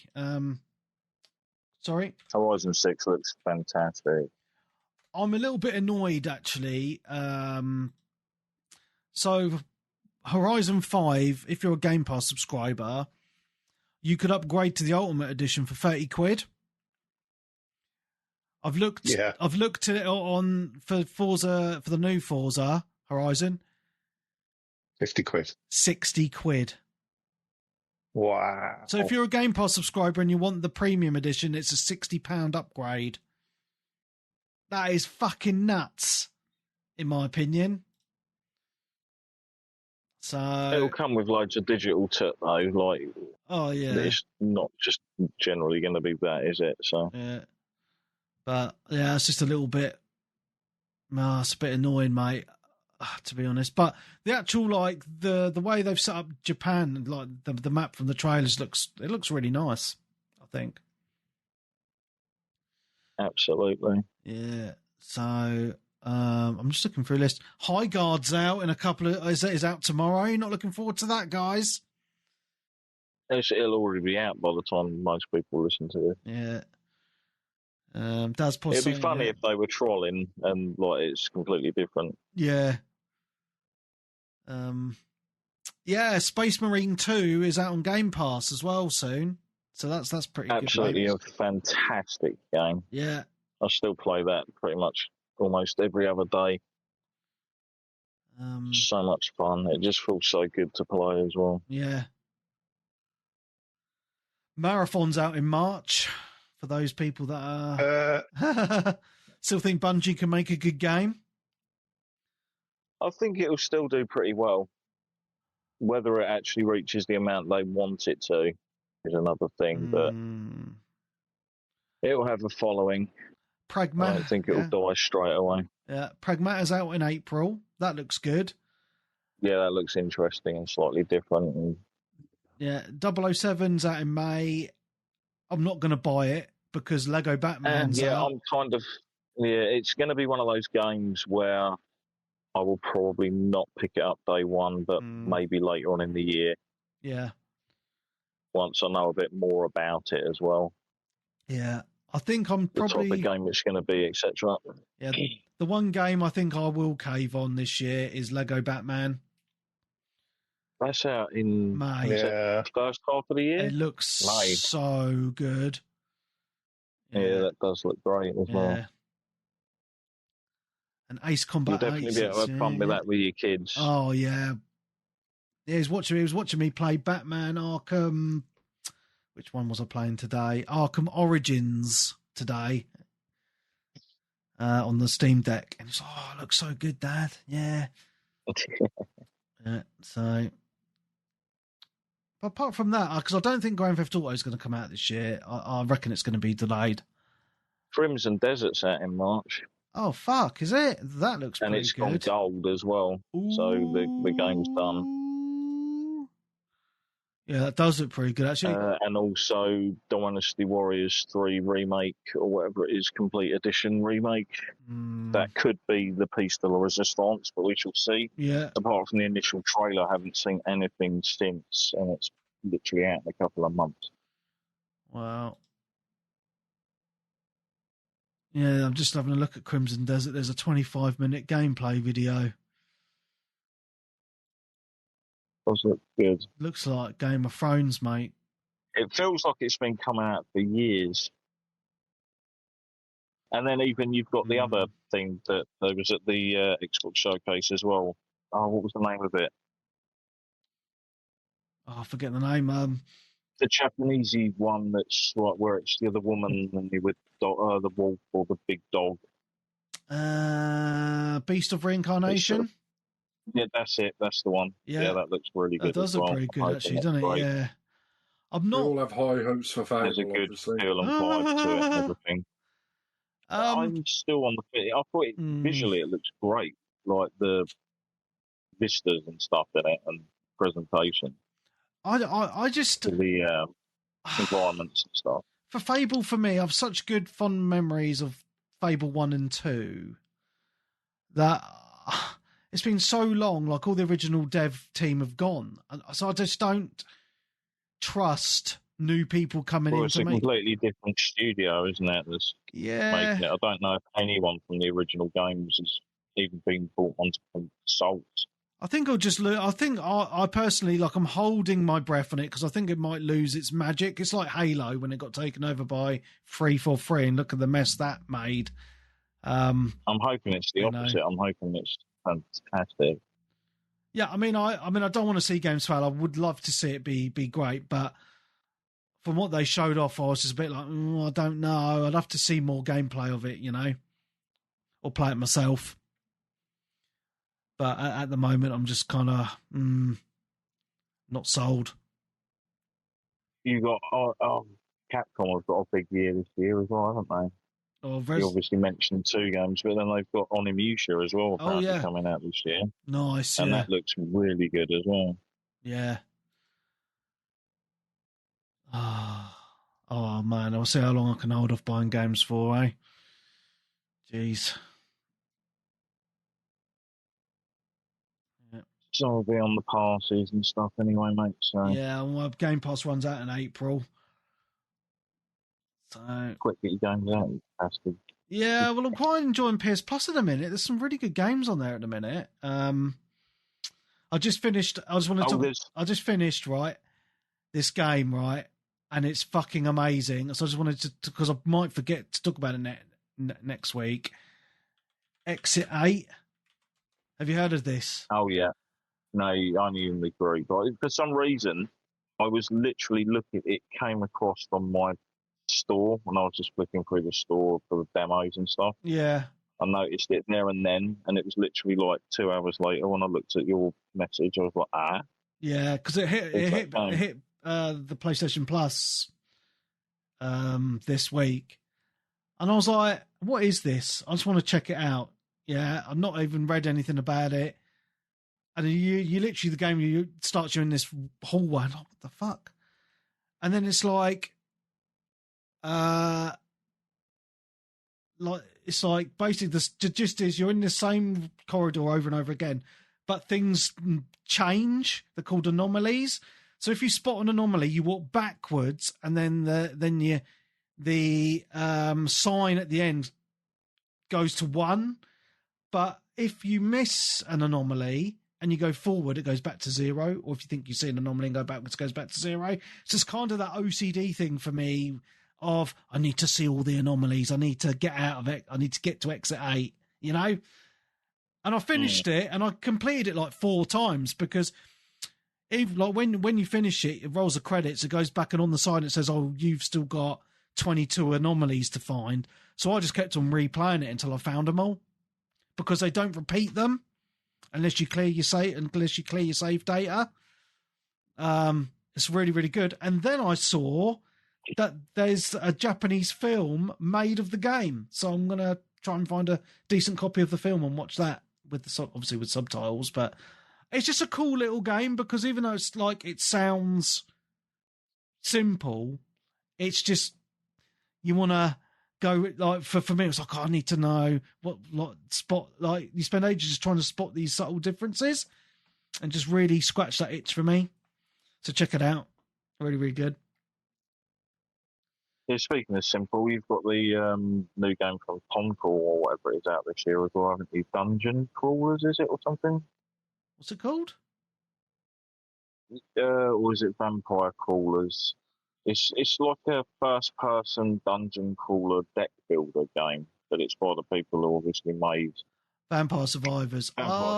Yes. And it utilises a lot of the sort of assets and sort of things from Vampire Survivors. That's right. Yeah, that looks quite cool. Sort of different new game. There's a demo for it out now, apparently, on Xbox and PC. Oh, nice. I didn't know that. Cool. But yeah, I think the game launches pretty soon as well. Nice. Cool. Well, guys, I think that's it. I think we're done. We've done nearly 3 hours. Nice. Yeah, 2 hours, 51 minutes. So I think that's about time to call it a successful Game of the Year show. Thank you very much, everybody. It's been awesome. I've really enjoyed it. I can't wait for the people to message me that they're upset with my number 1, but it's all good. Yeah. You like what you like, right? That's it, mate. That's it. Yeah. And that's what makes gaming fun. Indeed. Right. So on that note, guys, it's been awesome. It's gone 10 o'clock at night. It's probably nearly bedtime for some of us. So from all of us here, it's been awesome. Thank you so much for listening. And we'll be back next week with the usual show. So from all of us here, it's been awesome. We will see you next week. Goodbye.